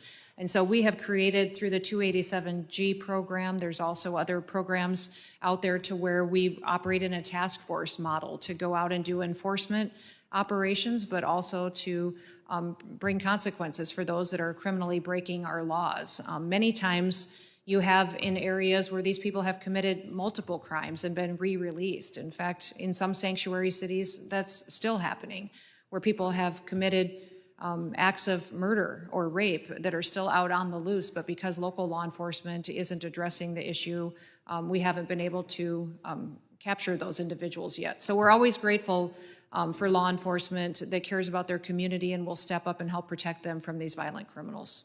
Well, great, thank you. And I know you've worked hard with Governor McMaster, and he appreciates your efforts as well. My next question: as part of your broader effort to return DHS to its core mission, are there specific TSA programs or administrative functions under review for potential reforms or streamlining or maybe even consolidation? Can you talk about that? Yeah, we're working to help TSA get the technology it needs to do better screening at airports and to make it much more streamlined for the passengers. I think everybody that I meet has some story of frustration that they've had at an airport or while traveling or in security lines. I would say just a few. But I would say that the technology needs that TSA has have been neglected for far too long. So having exit lanes covered by gates instead of individuals would streamline it and help us secure the systems faster, making sure that we have the processes in place to streamline luggage and passengers without the need to take things out of bags and to take off shoes are things that are possible, but we need to invest in them. And that would not only help our transportation security officers be able to focus on their responsibilities, but it also would make it a much better experience for families that are trying to use our federal air system. Well, thank you. I also serve on the Science, Space, and Technology Committee, and I look forward to hearing about what's around the corner as well with that committee. Yes, and thank you for being here. Thanks again today, and I yield back. The gentlelady yields. I now recognize Mr. McKenzie from Pennsylvania for 5 minutes. Thank you, Mr. Chairman, and thank you, Madam Secretary, for joining us here today. I would first like to start by thanking you for the incredible job that you've done securing our southern border in just the first 100 days of the Trump administration. Seeing a 90% decrease in encounters and apprehensions is an incredible job and is a testimony to your leadership and the leadership that we're seeing in this administration. There are two things that I would like to talk about today. First, sanctuary cities, and second, protecting American workers. What we see and hear in this committee today is the defense of violent, illegal immigrant criminals in our local communities. They are more focused on defending these violent criminals from deportation than they are on protecting American citizens in our local communities. And this plays out all across the country. In my local community in Northampton County, they have signed an Executive Order 2028, which bans ICE from arresting illegal immigrants when they're going through processing for a separate crime. And what this means in practice is that when ICE wants to go arrest a violent member of Tren de Aragua or a domestic abuser who is going through the processing in our local community, they cannot go inside that courthouse and actually arrest that person. They have to stake out the courthouse outside, taking up hours of resources from law enforcement, potentially leaving our community more vulnerable. If that person were to go out a different exit of the courthouse and escape into our local community, they would be free to rain terror all across our beautiful Lehigh Valley. So when we see people talking about due process and when we hear about upholding the rule of law, there are people all across this country who want to defend sanctuary city status in violation of federal law. In violation of federal law, yet they want to stand here as hypocrites and say that they are doing the defense of due process and upholding the rule of law. So my question to you, Madam Secretary, is what can we do to hold these people accountable, elected officials, which are placing Americans in jeopardy all across our country? Yeah, in sanctuary cities and states across the country, they tie the hands of us to respond to the needs of the local community members. In many of them, even our law enforcement agents can't do their jobs because they're not allowing them into state-run facilities or to courthouses or to areas where they could interdict these criminals that at times are often violent criminals. We had an instance just recently where a murderer that committed a murder has been on the loose in a community, and that is a sanctuary city, and we're not able to find this individual yet because we have a lack of cooperation from local law enforcement. It not only endangers the public, but it endangers those officers. They go out there every day, and they live in those communities too. This is where their kids go to school, and they go to church, and where they live, and they're demonized because of the defense that these individuals and members of this committee on the Democrat side perpetuate by defending criminals over their constituents. And so it's disheartening, but the responsibility of immigration laws and enforcement lies with the federal government, and we will continue to pursue law and order as long as President Trump is in the White House. Well, I appreciate that, and I look forward to working with you to figure out how we can hold these local elected officials accountable to their actions, which endanger the safety of people all across our communities. Because ultimately, when we see bad policy like this, somebody is going to get hurt on the other end, and there needs to be accountability at the end of the day. The second thing I would like to talk about is protecting American workers. There have been numerous reports about how visas are being abused by foreign workers who come into our country, and then through things like the H-1B visa, for instance, are here doing short-term work as non-legal citizens, taking away jobs from American workers in places like the trucking industry. We've also heard about the hundreds of thousands of children that the Biden administration lost track of during their administration. Many of them were placed into forced labor and child labor situations in dangerous situations like meatpacking. So I would like to hear what the department is doing to crack down on these terrible behaviors and practices that went unchecked for many years during the Biden administration. Yeah, absolutely. Well, we're partnering with all of our other federal agencies in a way that's really unprecedented to go after individuals that trafficked our children, that were involved in those operations, and then also to gather up their affiliates as well. You know, the Department of Health and Human Services is responsible for our refugee program, so adding integrity to that is very important, and make sure that when children come into our system, they may come in illegally or were trafficked in the past, that we're caring for them and returning them back to their families and to safe situations is very important. When you look at our visa programs, it's the Department of State that decides if a visa should be allocated to someone. It's the Department of Homeland Security that enforces that, that takes action on that. And we will continue to make sure that these programs are on task to why they were created, that they're being utilized for individuals who truly do love our country and recognize the opportunities our country provides them. The gentleman's time has expired. I now recognize Mr. Thanadar for 5 minutes of questioning. Thank you, Chair and Ranking Member. Secretary Noem, the Constitution of the United States establishes a federal government divided into 3 branches. It is Congress that makes the laws, the President who takes care that the laws are faithfully executed, and it is the Judicial Department that says what the law is.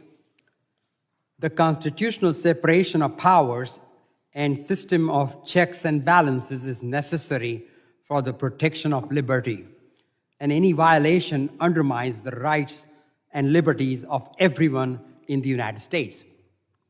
The Trump administration has repeatedly ignored the federal courts, including the Supreme Court. President Trump has even said that, and I quote, doesn't know, end quote, whether he has to uphold the Constitution. The President of the United States said, doesn't know. Secretary Noem, is it the policy of the Department of Homeland Security to follow orders issued by federal courts? Yes, we are following all federal court orders. So the answer is yes? We are following all federal court orders, yes. Well, as just one of the many examples, a federal judge required FEMA, and I quote, immediately cease, in the code, efforts to withhold disbursement of federal grant funding appropriated by Congress. The court later found evidence that FEMA, an agency under your purview, was in direct violation of the court orders. So court orders were not followed, as you see. Yes or no? We are following court orders. Grants are being reevaluated, but they are being obligated and appropriated according to how Congress has laid out. Well, Secretary Noem, we all took an oath to uphold the laws and Constitution of the United States. It is a sad day that I have to sit here and issue a reminder. You and the Department of Homeland Security must respect the Constitution and the courts. Mr. Chairman, I want to yield my rest of my time to the gentleman from New York. Gentleman yields. Mr. Goldman's recognized. Thank you, Mr. Tanadar. Secretary Noem, your opening statement includes a lot of data and numbers, but it doesn't mention asylum. How many people have claimed asylum since January 21st of this year? I don't have that number readily available to me right now, but I can get that for you. Do you have a sense? Is it I don't. dozens, hundreds, thousands? I don't. You are aware, are you not, that asylum is a lawful pathway into the country? I am. And are you aware of how and why the United States implemented our asylum laws? We grant asylum to individuals who are feeling threatened specifically by their government through violent activities that are perpetuated in their own home countries. Right, and it was originally implemented because Jews fleeing from the Holocaust were not allowed to seek refuge in this country, even though they clearly had no country to go to and had nowhere else to go. And those Jews in the Holocaust were rounded up frequently by the Gestapo in Nazi Germany, a secret undercover police unit that we know rounded up the Jews and sent them to the gas chambers. One of the things that I want to address with you briefly is, I think you said your testimony was that agents who are wearing masks do so as part of their undercover disguise. Is that right? So if the need arises to where they have activities that require them to be undercover at times or to protect their identity to continue their work and their duties. So if an may be agent utilized. is conducting an arrest and approaches an individual without their mask on, and then when alerted to being videotaped, puts their mask on, that's not to protect their identity from the individual who's being arrested, right? It could be, Congressman. I don't know the specifics of the situation. Is it the you're policy of referencing, the but it Department of Homeland Security now that undercover ICE agents are permitted to wear face masks when executing their official duties? Sir, it is allowed that they can if protecting their Is it in the identity is an policies? imperative part Do you of address their- face masks in the I'll have policies? to look and see if it's in our written policies. Because I'm not it's certain, but it's quite ironic, and No. I agree with the administration that is trying to ban face masks from anti-Semitic protests on campus, and yet our own law enforcement are wearing face masks to hide their identities. We are implementing the exact same policies that Joe Biden had in place for his. That is not any policy that I was did aware not of when I change any worked of with the the Department of policies. Homeland Gentleman's time has expired. The gentleman's time has expired. I recognize Mr. Knott for 5 minutes questioning. Thank you, Mr. Chair. Madam Secretary, thank you for your testimony today. And as someone who worked with law enforcement at every level, I know the dangers that they face, and I know the reasons why they wear those masks. And equating ICE agents to anti-Semitic mobs is a disgusting analogy, and I'm sorry this committee just asked you those questions. But in regards to the threat that our country faces relating to the open border and the ill effects from it, I can't help but hear the silence when we hear the the other side of the aisle, there is no protest to the open border. There's no protest to, at minimum, 10 million, up to maybe 15 or 20 million people who came to the country. I worry in some ways that we are becoming desensitized to all of the problems because there are so many. You know, surges in overdose deaths from fentanyl, surges in violence. We see compounding numbers of people who are terrorists coming into the country. I've heard testimony from this very committee that there were dozens, if not hundreds of miles of border that were ordered to not be enforced over the last administration. So we don't know who's here. And whether it's hostile actors from China, Cuba, Venezuela, other hostile countries, whether in the Middle East or all over the world, we know that they sent people to exploit the open border policies of the last administration. Yes, drug trafficking, yes, human trafficking, yes, violence is all part of that, but so are threats that go well beyond that, you know, terrorist, national security threats, et cetera. And if we made perfect border policy from this point forward, we would still have a huge problem because of what the Biden administration did in your position.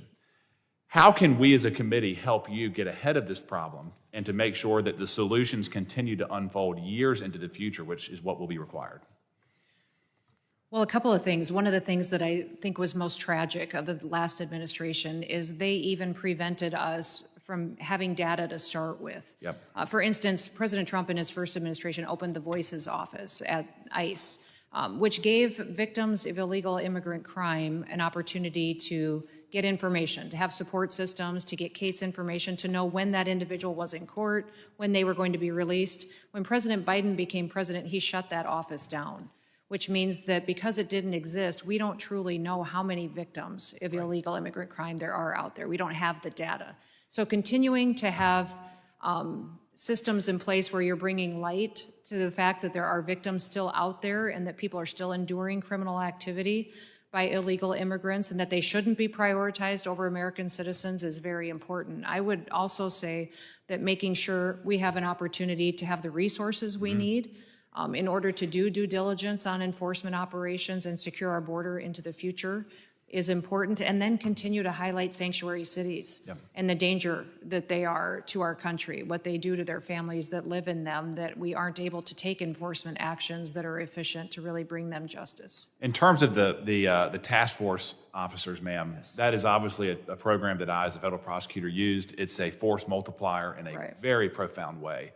In terms of the numbers that are allocated to the department that you lead, do we need more task force officers? Is it fine where it is? Is there room to grow? What would you say? No, we're always looking for more partnerships. We have over 600 agreements in place now with state and local law enforcement agencies, which goes into over 6,000 officers out there that have been added to our ranks to help us out there with enforcement operations in states across the country. So now there is 6 states that this kind of partnership is not allowed.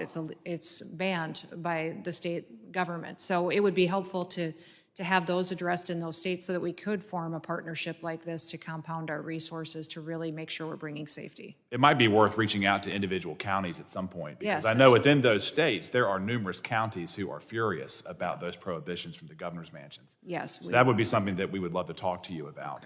And I'll close with this, ma'am. Thank you for the work you're doing. I worked under the Biden administration. It was overwhelming. And again, we have a serious problem for years to come just because of that 1 4-year term. And if we can be of service to this committee, please reach out to us. And again, thank you for the work that you and President Trump are doing. Appreciate I yield that. back. Thank you.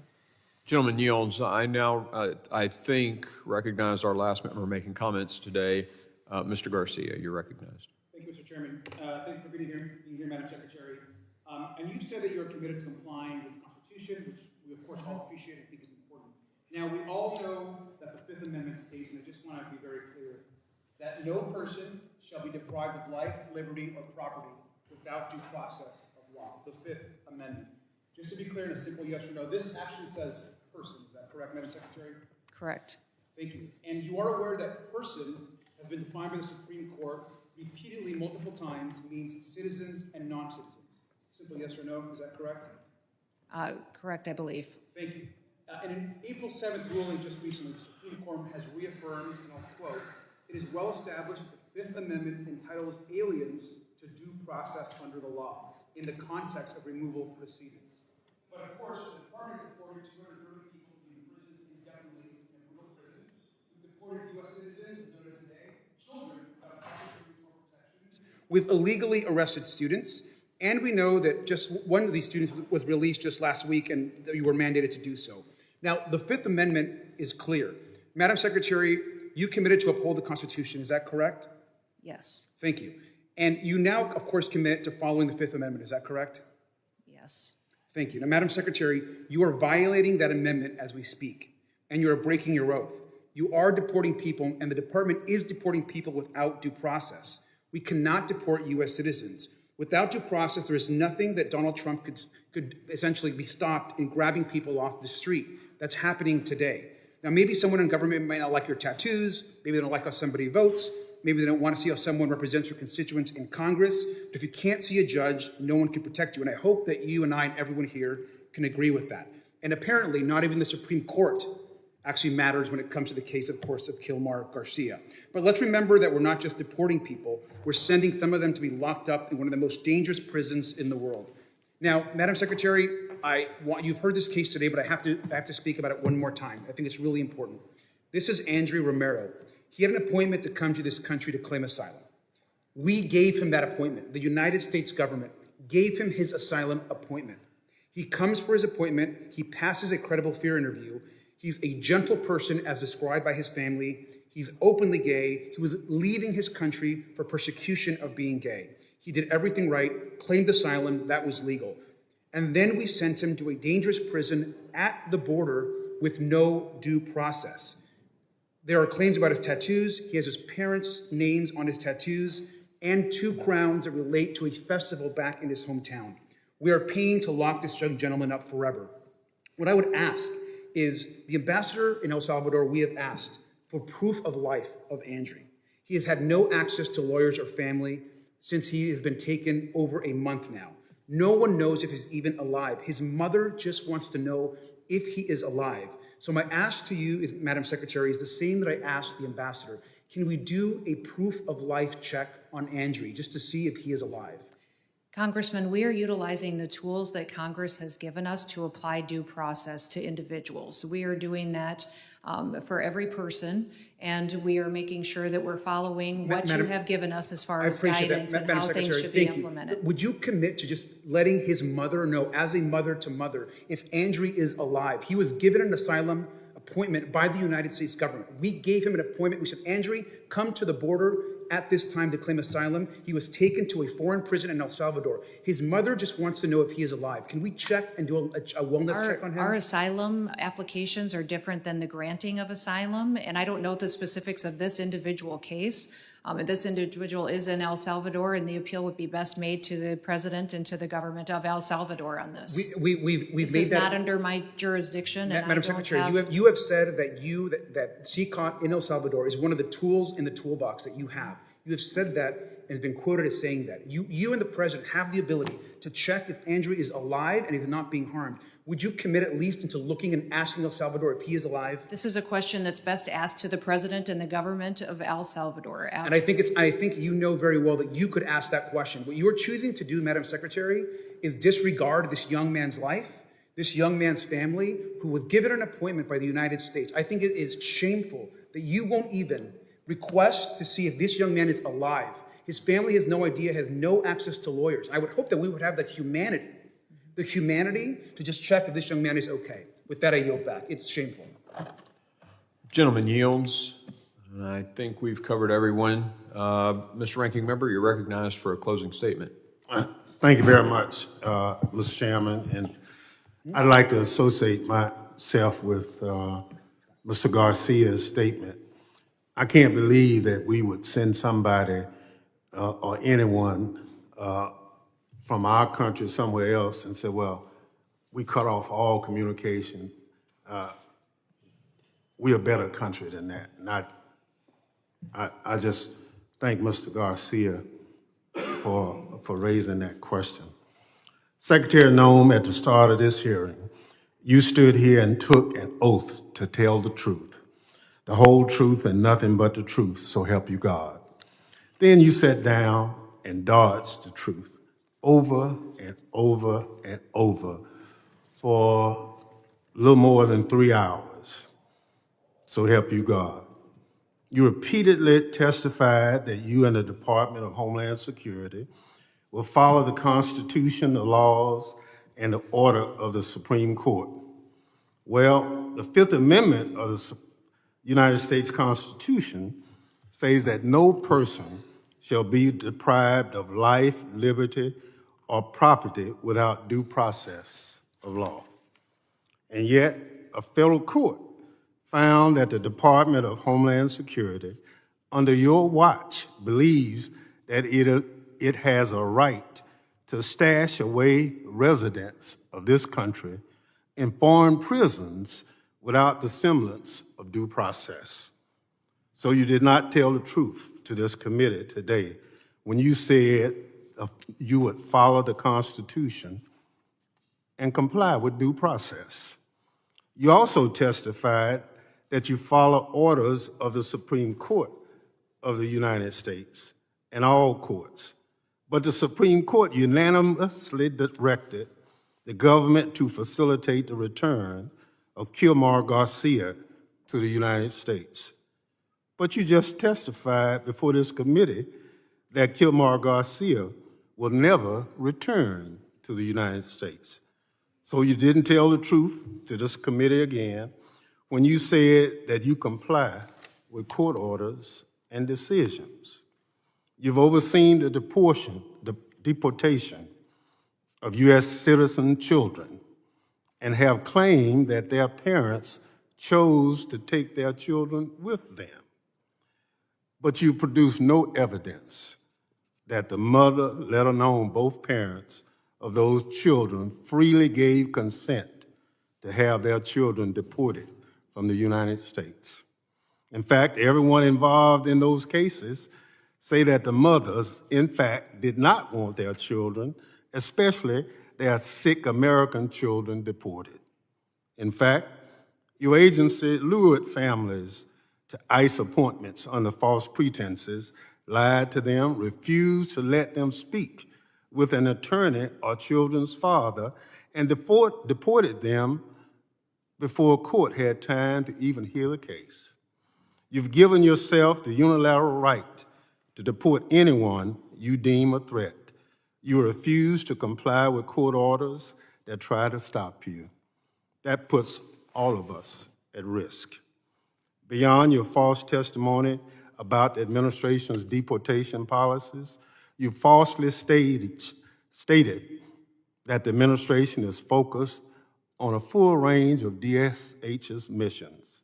Instead, your budget request appears to reflect a view that DHS's sole purpose is to be a border wall construction agency that deports U.S. citizen children with cancer.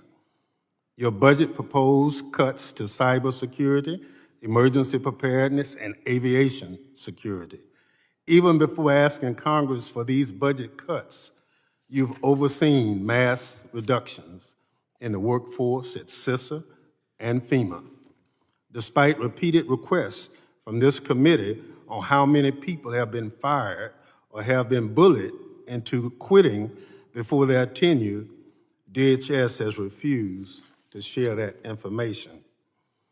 So it should worry every American that we do not know how many people are left at FEMA to respond to disasters and how many cyber defenders still work at CISA as China and other adversaries attack our systems every day. And you've made clear in response to my questioning, you have no plan, written plans for FEMA. It is very apparent that also is no plan for CISA, where you are trying to gut the agency's funding and falsely claiming that CISA is a censorship agency. Since CISA never censored anyone, but now we are all paying the price for you buying into a baseless conspiracy theory. Secretary Noem, I'm glad that you finally came to testify before this committee, but I'm disappointed, along with a lot of my Democratic colleagues, that you stood here and took an oath to tell the truth, then repeatedly failed to do so to this committee. Let me just say, if you dance with the devil long enough, he's liable to follow you home. I hope that you will stop dancing around the truth and start telling the truth so this committee can do its work, helping to defend DHS from the attacks you've launched against it. Mr. Chair, I yield back. Gentleman yields. I want to make a clarification here because there's been so many incredibly false and misleading things said today. Once a deportation order has been issued, the due process is over. The due process occurs prior to that, where the judge makes a decision with the information, oftentimes the help of NGOs, sometimes in the past funded by the federal government. But the judge issues an order, and there's well over 1 million people in this situation that are being deported appropriately. No lawyer is offered at that point. The judge has made a decision. The due process has already occurred. It's really important to make that point. People are not inhuman or violating the law. They're following the law. They're executing an order that's been presented by a judge. I saw a meme somewhere this week that said a society that makes war on its law enforcement better learn how to make friends with its criminals. You know, I've said this before, the left has this incredible heart for the criminal. They defend the criminal, a full-throated defense of criminals over the safety of Americans and the following of the rule of law. We've even seen the defense of a congresswoman who threw a punch at a police officer. I mean, that's unconscionable. You know, if I was a 100% politician, and I'm not, but if I was a 100% politician, I'd be happy with that. Why? Because that's exactly the reason they lost every single swing state in the recent election, the border. This full-throated defense of criminals and the punching of law enforcement in the face. It's why they lost every single swing state, and Republicans gained in almost every state more votes than we'd ever gotten before. Because the American people recognize who the good guy really is. And it ain't Tren de Agua. Or a guy who was driving 8 women, young women, through my state, and the Biden administration said, do not detain him. As I've said before, the left doesn't know a good guy from a bad guy. They street violent criminals and they want to defund ICE. That's been their mantra since I've been in this position. It's ridiculous. It's heinous. And yes, if I were a pure politician, I'd say keep going, guys. But what it does is it breaks my heart. I am a combat veteran and I have a kindred connection to those law enforcement agencies and agents who put their ass on the line, their lives on the line for our safety. And we're fussing about whether or not the guy has a mask on to protect his identity when he's an undercover agent. I don't know how many people made an issue out of that. Give me a break. Want to cut a deal with Iran, destabilize the Middle East, punch Saudi Arabia in the face, we get an imbalance, and what happens? An invasion of Israel. They don't know a good person from a bad person. That's why the American people said, we don't want them in charge. Again, if I were a pure politician, I'd say, keep going, guys. But it's a spit in the face to the men who wear that uniform. It's a charade. That's what it is. It's a charade. To say something about law enforcement and turn around and be okay with a U.S. Congresswoman punching a police officer in the back. It's infuriating. Madam Secretary, you have done a remarkable job. And what's happening now is the criminals and the cartels have stopped making billions of dollars trafficking human beings into our country. Thank you for that. And the texts and tweets that I've gotten from Border Patrol and the texts and tweets I've gotten from law enforcement all across this country during this hearing support everything I'm saying. Thank you. And I charge you to keep going. Keep doing it. That judge executes that removal order, get them out of here. They've had their due process. And you will have our full-throated support as you continue to do so. And we will work very hard to get reconciliation passed so you have the resources and we can codify the common sense policies that this president has enacted with your leadership. Thank you for being here. Thank the staff for all the work they do to put these on. We stand adjourned.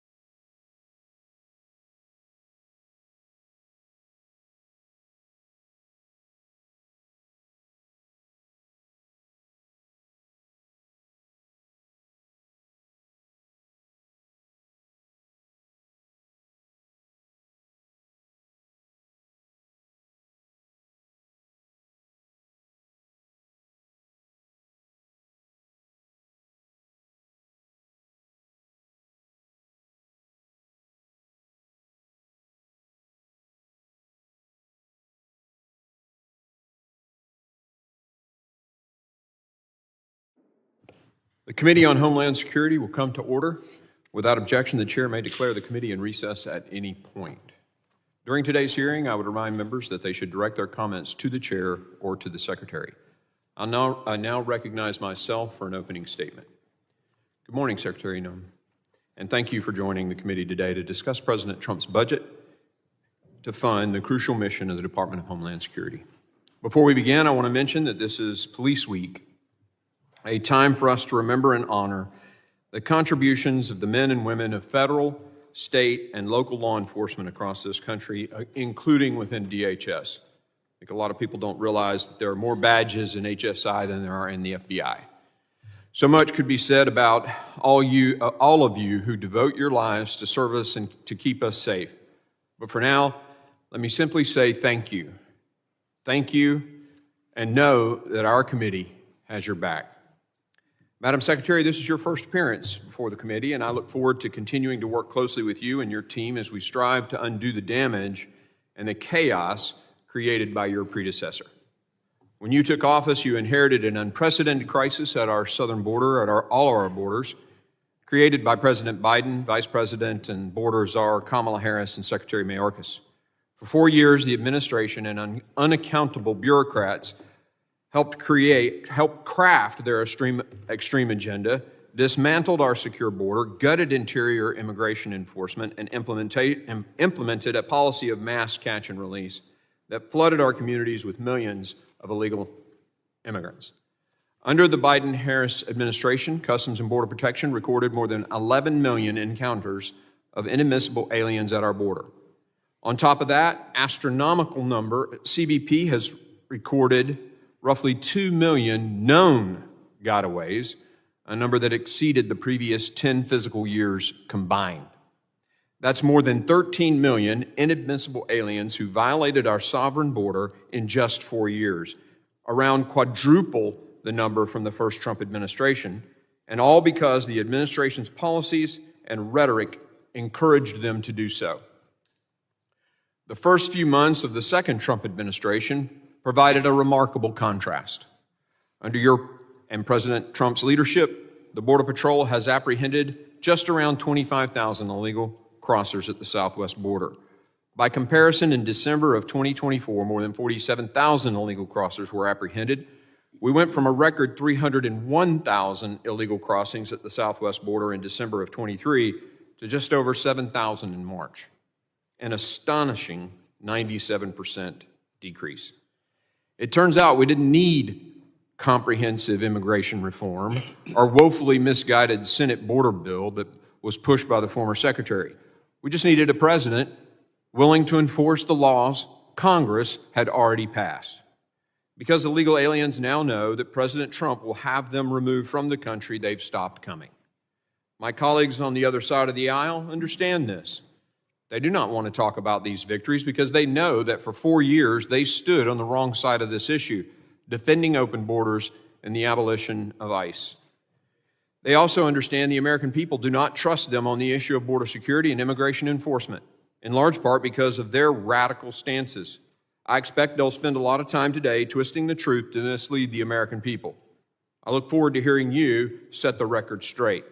And while we're talking about Democrats' anti-enforcement extremism, I'd like to briefly extend my regrets to you, Madam Secretary, and to the entire DHS workforce for the antics we saw on display outside the Delaney Hall detention facility last week. Right now, attacks on law enforcement across this country are up 400%. Public officials should be sending a clear signal that these brave public servants are to be respected and not assaulted. However, on Friday, current and former Democrat members of this committee stormed their way into an ICE facility in Newark, causing mass chaos, and verbally and physically accosting members of federal law enforcement in the process. I'd like to share a video.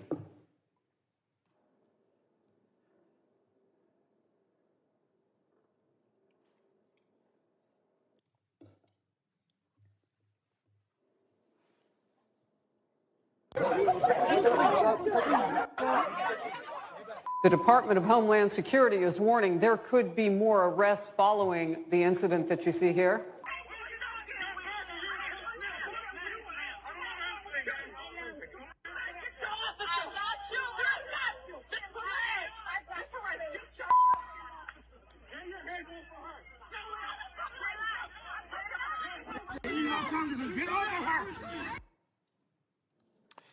I'm embarrassed by what I saw, and everyone should be. This behavior is utterly unbecoming of a citizen, let alone a member of Congress.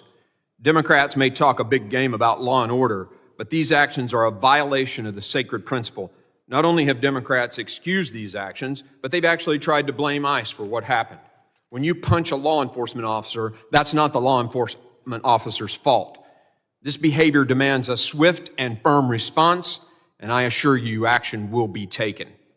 Despite Democrats' best efforts to prevent it, the Trump administration has ended the immediate crisis at our borders. However, more work remains, particularly in removing the millions of individuals who have no lawful basis to be in the United States. It is essential that we swiftly fund enforcement efforts through the reconciliation process. Congress must also codify President Trump's successful policies to ensure they can withstand the schemes of open border radicals. Meanwhile, the open border is not the only threat our nation faces. While the Biden-Harris administration had its back turned, the Chinese Communist Party executed brazen operations on U.S. soil, including running secret police stations in our cities and conducting surveillance operations. On top of that, Chinese-affiliated firms are buying up U.S. farmland and commercial properties, including in areas near sensitive government and military sites. More than 60,000 Chinese nationals illegally crossed our southwest border between fiscal year 21 and 24. Most of them were released by the Biden administration into the interior, despite us not having their true intentions or backgrounds. The CCP is pushing the envelope harder than ever. Consequently, we need a robust, innovative, and consistent effort to push right back. Our cyber borders also remain under assault. Most notably, malicious cyber actors associated with the Chinese government have targeted us with some of the most sophisticated and sustained hacking operations we have ever seen. The Salt and Volt Typhoon intrusions revealed significant gaps in our cyber posture, compromising Americans' private data and key sectors of our critical infrastructure. We have not forgotten devastating attacks like the Colonial Pipeline in the spring of 21, which led to oil and gas shortages across our country and lines at almost every gas station. We cannot stay ahead of these evolving cyber threats if we do not have the right people with the right skills to defend our nation. Today, more than 500,000 cyber positions across this country in both public and private sectors are currently unfilled. That's 500,000 cyber professionals not on the front lines to defend us from the malicious activity jeopardizing our national security. That's why I introduced the Cyber Pivot Act, which would create an ROTC-like scholarship program enabling men and women across this country to gain hands-on experience in cybersecurity or related fields in exchange for a period of required government service across any level of government. Earlier this year, the committee favorably reported the act to the House. Democrat Senator Gary Peters, ranking member of the Homeland Security Governmental Affairs Committee, and Senator Mike Rounds, chairman of the Senate Armed Services Subcommittee on Cybersecurity, introduced a companion legislation to this in the Senate. It's time to bring this bill to the floor for a vote. Madam Secretary, I look forward to working with you on finding creative solutions to our cyber workforce shortage, as well as ensuring that the agencies under DHS tasked with defending our cyber borders, primarily CISA, remain focused on their task. As your budget rightly indicates, the agency's censorship of millions of Americans will come to an end. Instead, CISA's engagement with the private sector must focus on protecting critical infrastructure and our federal civilian networks. This must include streamlining burdensome regulatory requirements and ensuring CISA remains a trusted and reliable partner to the public and private sectors. I trust that over the next 4 years, you'll devote maximum effort to dismantling the censorship industrial complex while ensuring that CISA is positioned to succeed at its core mission. These are some of the most substantial challenges, but many more await. Madam Secretary, I expect continued progress on all of these issues, but I'm equally confident in your leadership and resolve to get this job done. Together, let's resecure our homeland. I now recognize the ranking member for an opening statement. Thank you very much, Mr. Chairman. Welcome, Madam Secretary, to the hearing. Mr. Chairman, before we begin, I want to recognize National Police Week and thank the officers who protect our communities, this capital, and our country honorably and ably. We appreciate their service. As we observe National Police Week, I again call on the Speaker to follow the law and finally hang the plaque honoring those brave officers who defended the United States Capitol from a violent mob on January 6th. Over 140 law enforcement officers were assaulted that day, and honoring their bravery and sacrifice, as promised, is the least Congress can do. Turning to today's hearing, I'm glad Secretary Noem is finally testifying before the committee. After all, it's been 3 months since I sent you a letter asking for her to testify on the Trump administration's dismantling of the Department of Homeland Security and its harmful effects on communities across the country. Secretary Noem, I guess the chairman didn't think systematically dismantling the Department of Homeland Security, firing the federal workers who keep us safe, and violating the Constitution of the United States justified your timely appearance before this committee. But when Donald Trump demanded that Congress hand him money to do more damage to our Homeland Security, Republicans bent over backwards to help him and his billionaire friends at the expense of the American people. Whatever got you here, Secretary Noem, I'm glad you found time among your many photo ops and costume changes to testify about why President Trump is seeking more taxpayer dollars and what you plan to do with that money if you get it. And it is a lot of money. We're talking about $176 billion. That's how much President Trump has demanded that Congress give you to spend next year. Never mind the fact that your department is spending taxpayers' money so fast this year, you're about to be broke. Now you're saying you need $44 billion more, but all you've done is slash, burn, cut, dismantle, and tear apart DHS since you got here. You cut programs at the Federal Emergency Management Agency that help Americans prepare for and recover from disasters. You are unlawfully withholding grant money meant to prevent terrorism and respond to emergencies from local communities across the country. You cut programs at the Cybersecurity and Infrastructure Agency, which prevents attacks on power lines, water treatment plants, schools, hospitals, and other critical infrastructure. You security officers who protect our airports and our airplanes. You cut the Office of Civil Rights and Civil Liberties, which keeps DHS from digging into Americans' private lives and violating people's constitutional rights. You are making Americans less safe. If you're cutting the things that help keep America safe, why should we give you an extra $44 billion? Is it to deport American citizen children with cancer? Is it to deport more veterans of the United States military? Is it to ignore the Supreme Court's order to facilitate the release of a lawful permanent resident you mistakenly shipped off to a foreign prison? Is it to punish people for exercising their First Amendment right? Is it to disappear more people off our streets with no due process and ship them to a foreign dictator's prison? Is it to fire more military veterans who continue to serve their country by working for DHS? Is it to slash efforts to fight persistent threats from foreign terrorist organizations and domestic terrorists? Is it to dismantle FEMA as hurricane season is about to get underway? Is it to decimate CISA and invite China, Russia, Iran, and other adversaries into our cyber networks? Is it just to be mean, threaten, and deny due process to vulnerable people? These are not hypotheticals. These are things that DHS has already done under your leadership or is trying to do, Secretary Noem. Your policies and actions are so bad that Republican members have been running and hiding from their own constituents, refusing to hold town halls because they know they cannot defend this administration. Republicans are unwilling to defend the Trump administration with the folks back home. So I guess it's down to you to try to do that here today.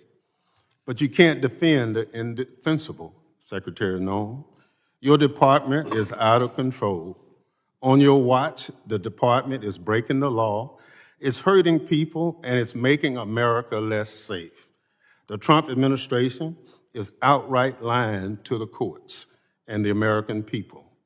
Just last week, 3 members from New Jersey, all current members or former members of this committee, tried to visit an ICE detention center, which they are permitted to do, as you know, by law without notice, to conduct oversight after reports of issues at the facility.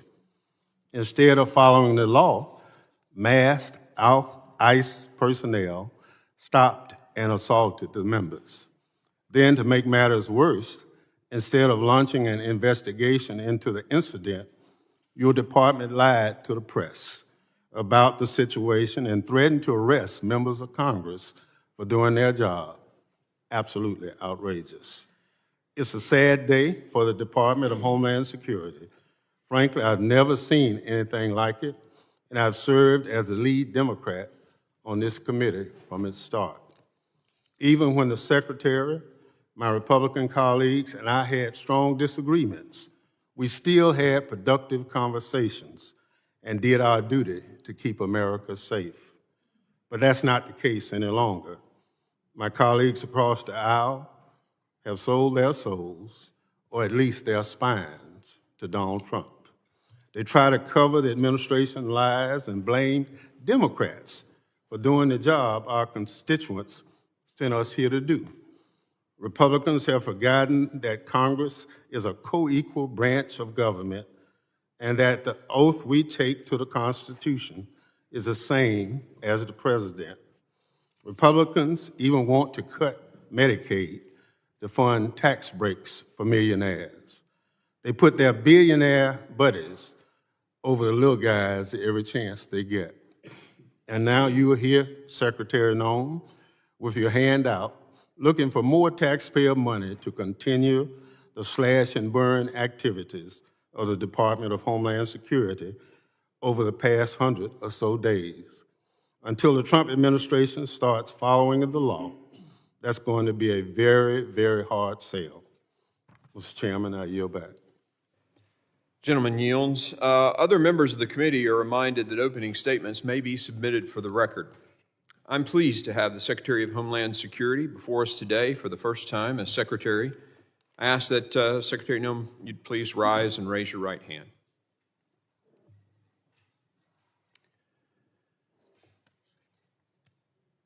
Do you solemnly swear that the testimony you will give before the Committee on Homeland Security of the United States House of Representatives will be the truth, the whole truth, and nothing but the truth, so help you God?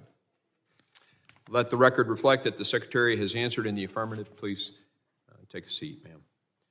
I would now like to formally introduce our witness. The Honorable Kristi Noem currently serves as the 8th Secretary of the Department of Homeland Security. Prior to her appointment as Secretary, she served as Governor of South Dakota, as a member of the U.S. House of Representatives, and in the South Dakota State Legislature. I thank the Secretary for being here today, and I now recognize Secretary Noem for 5 minutes to summarize her opening statement. Well, thank you, Mr. Chairman, and also thank you, Chairman McCall. Good to see you again. I was very privileged to serve with you when I served in this body, and to Ranking Member Thompson. I appreciate the invitation to be with all of you today and talk about important matters about securing our homeland here in the United States of America. Now, having previously served as a member of Congress, it's my honor to be on this side of the dais to present as the Secretary of Homeland Security. Today, I'm proud to discuss the accomplishments of President Trump and all that he has accomplished since he's taken office in the White House. But first, I would be remiss if I did not address the disturbing actions that we saw last week.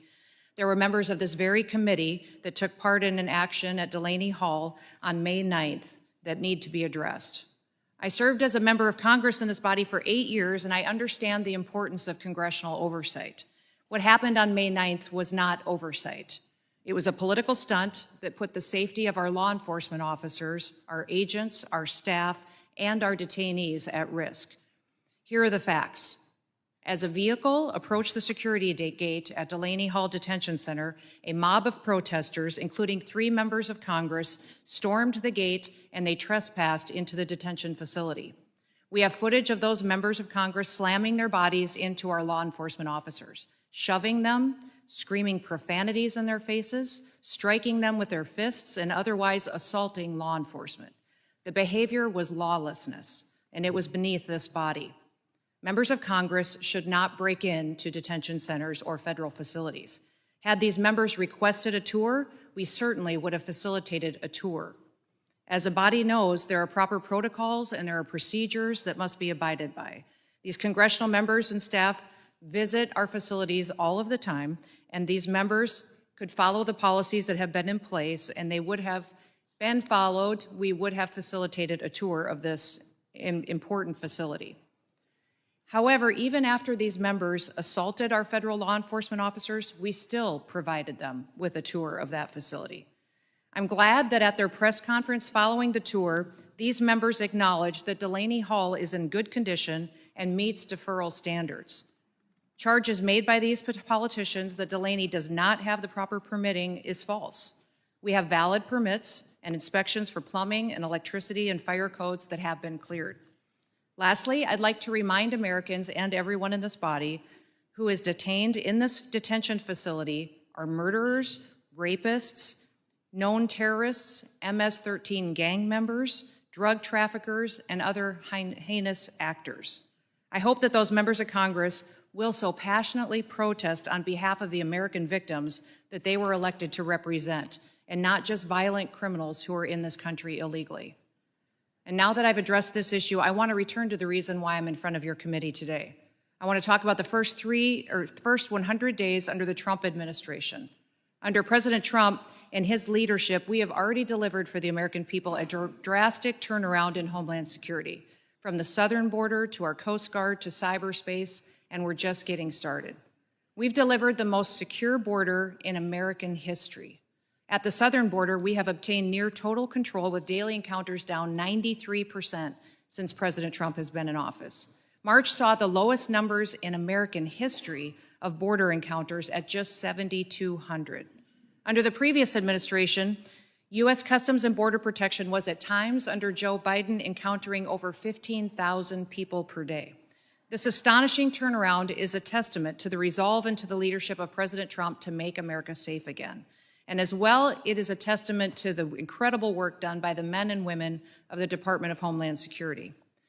The secure border has allowed Border Patrol to zero in on fighting cartels and all of their illicit activities. Under President Trump's leadership, 6 cartels, 4 dangerous and criminal gangs have been designated as foreign terrorist organizations.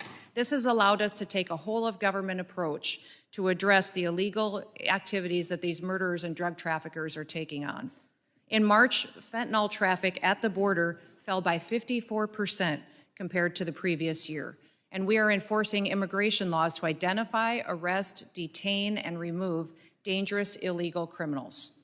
We're prioritizing those who have committed crimes and aliens who are a threat to public safety and national security, especially those that are affiliated with terrorist organizations like MS-13 and Tren de Aragua.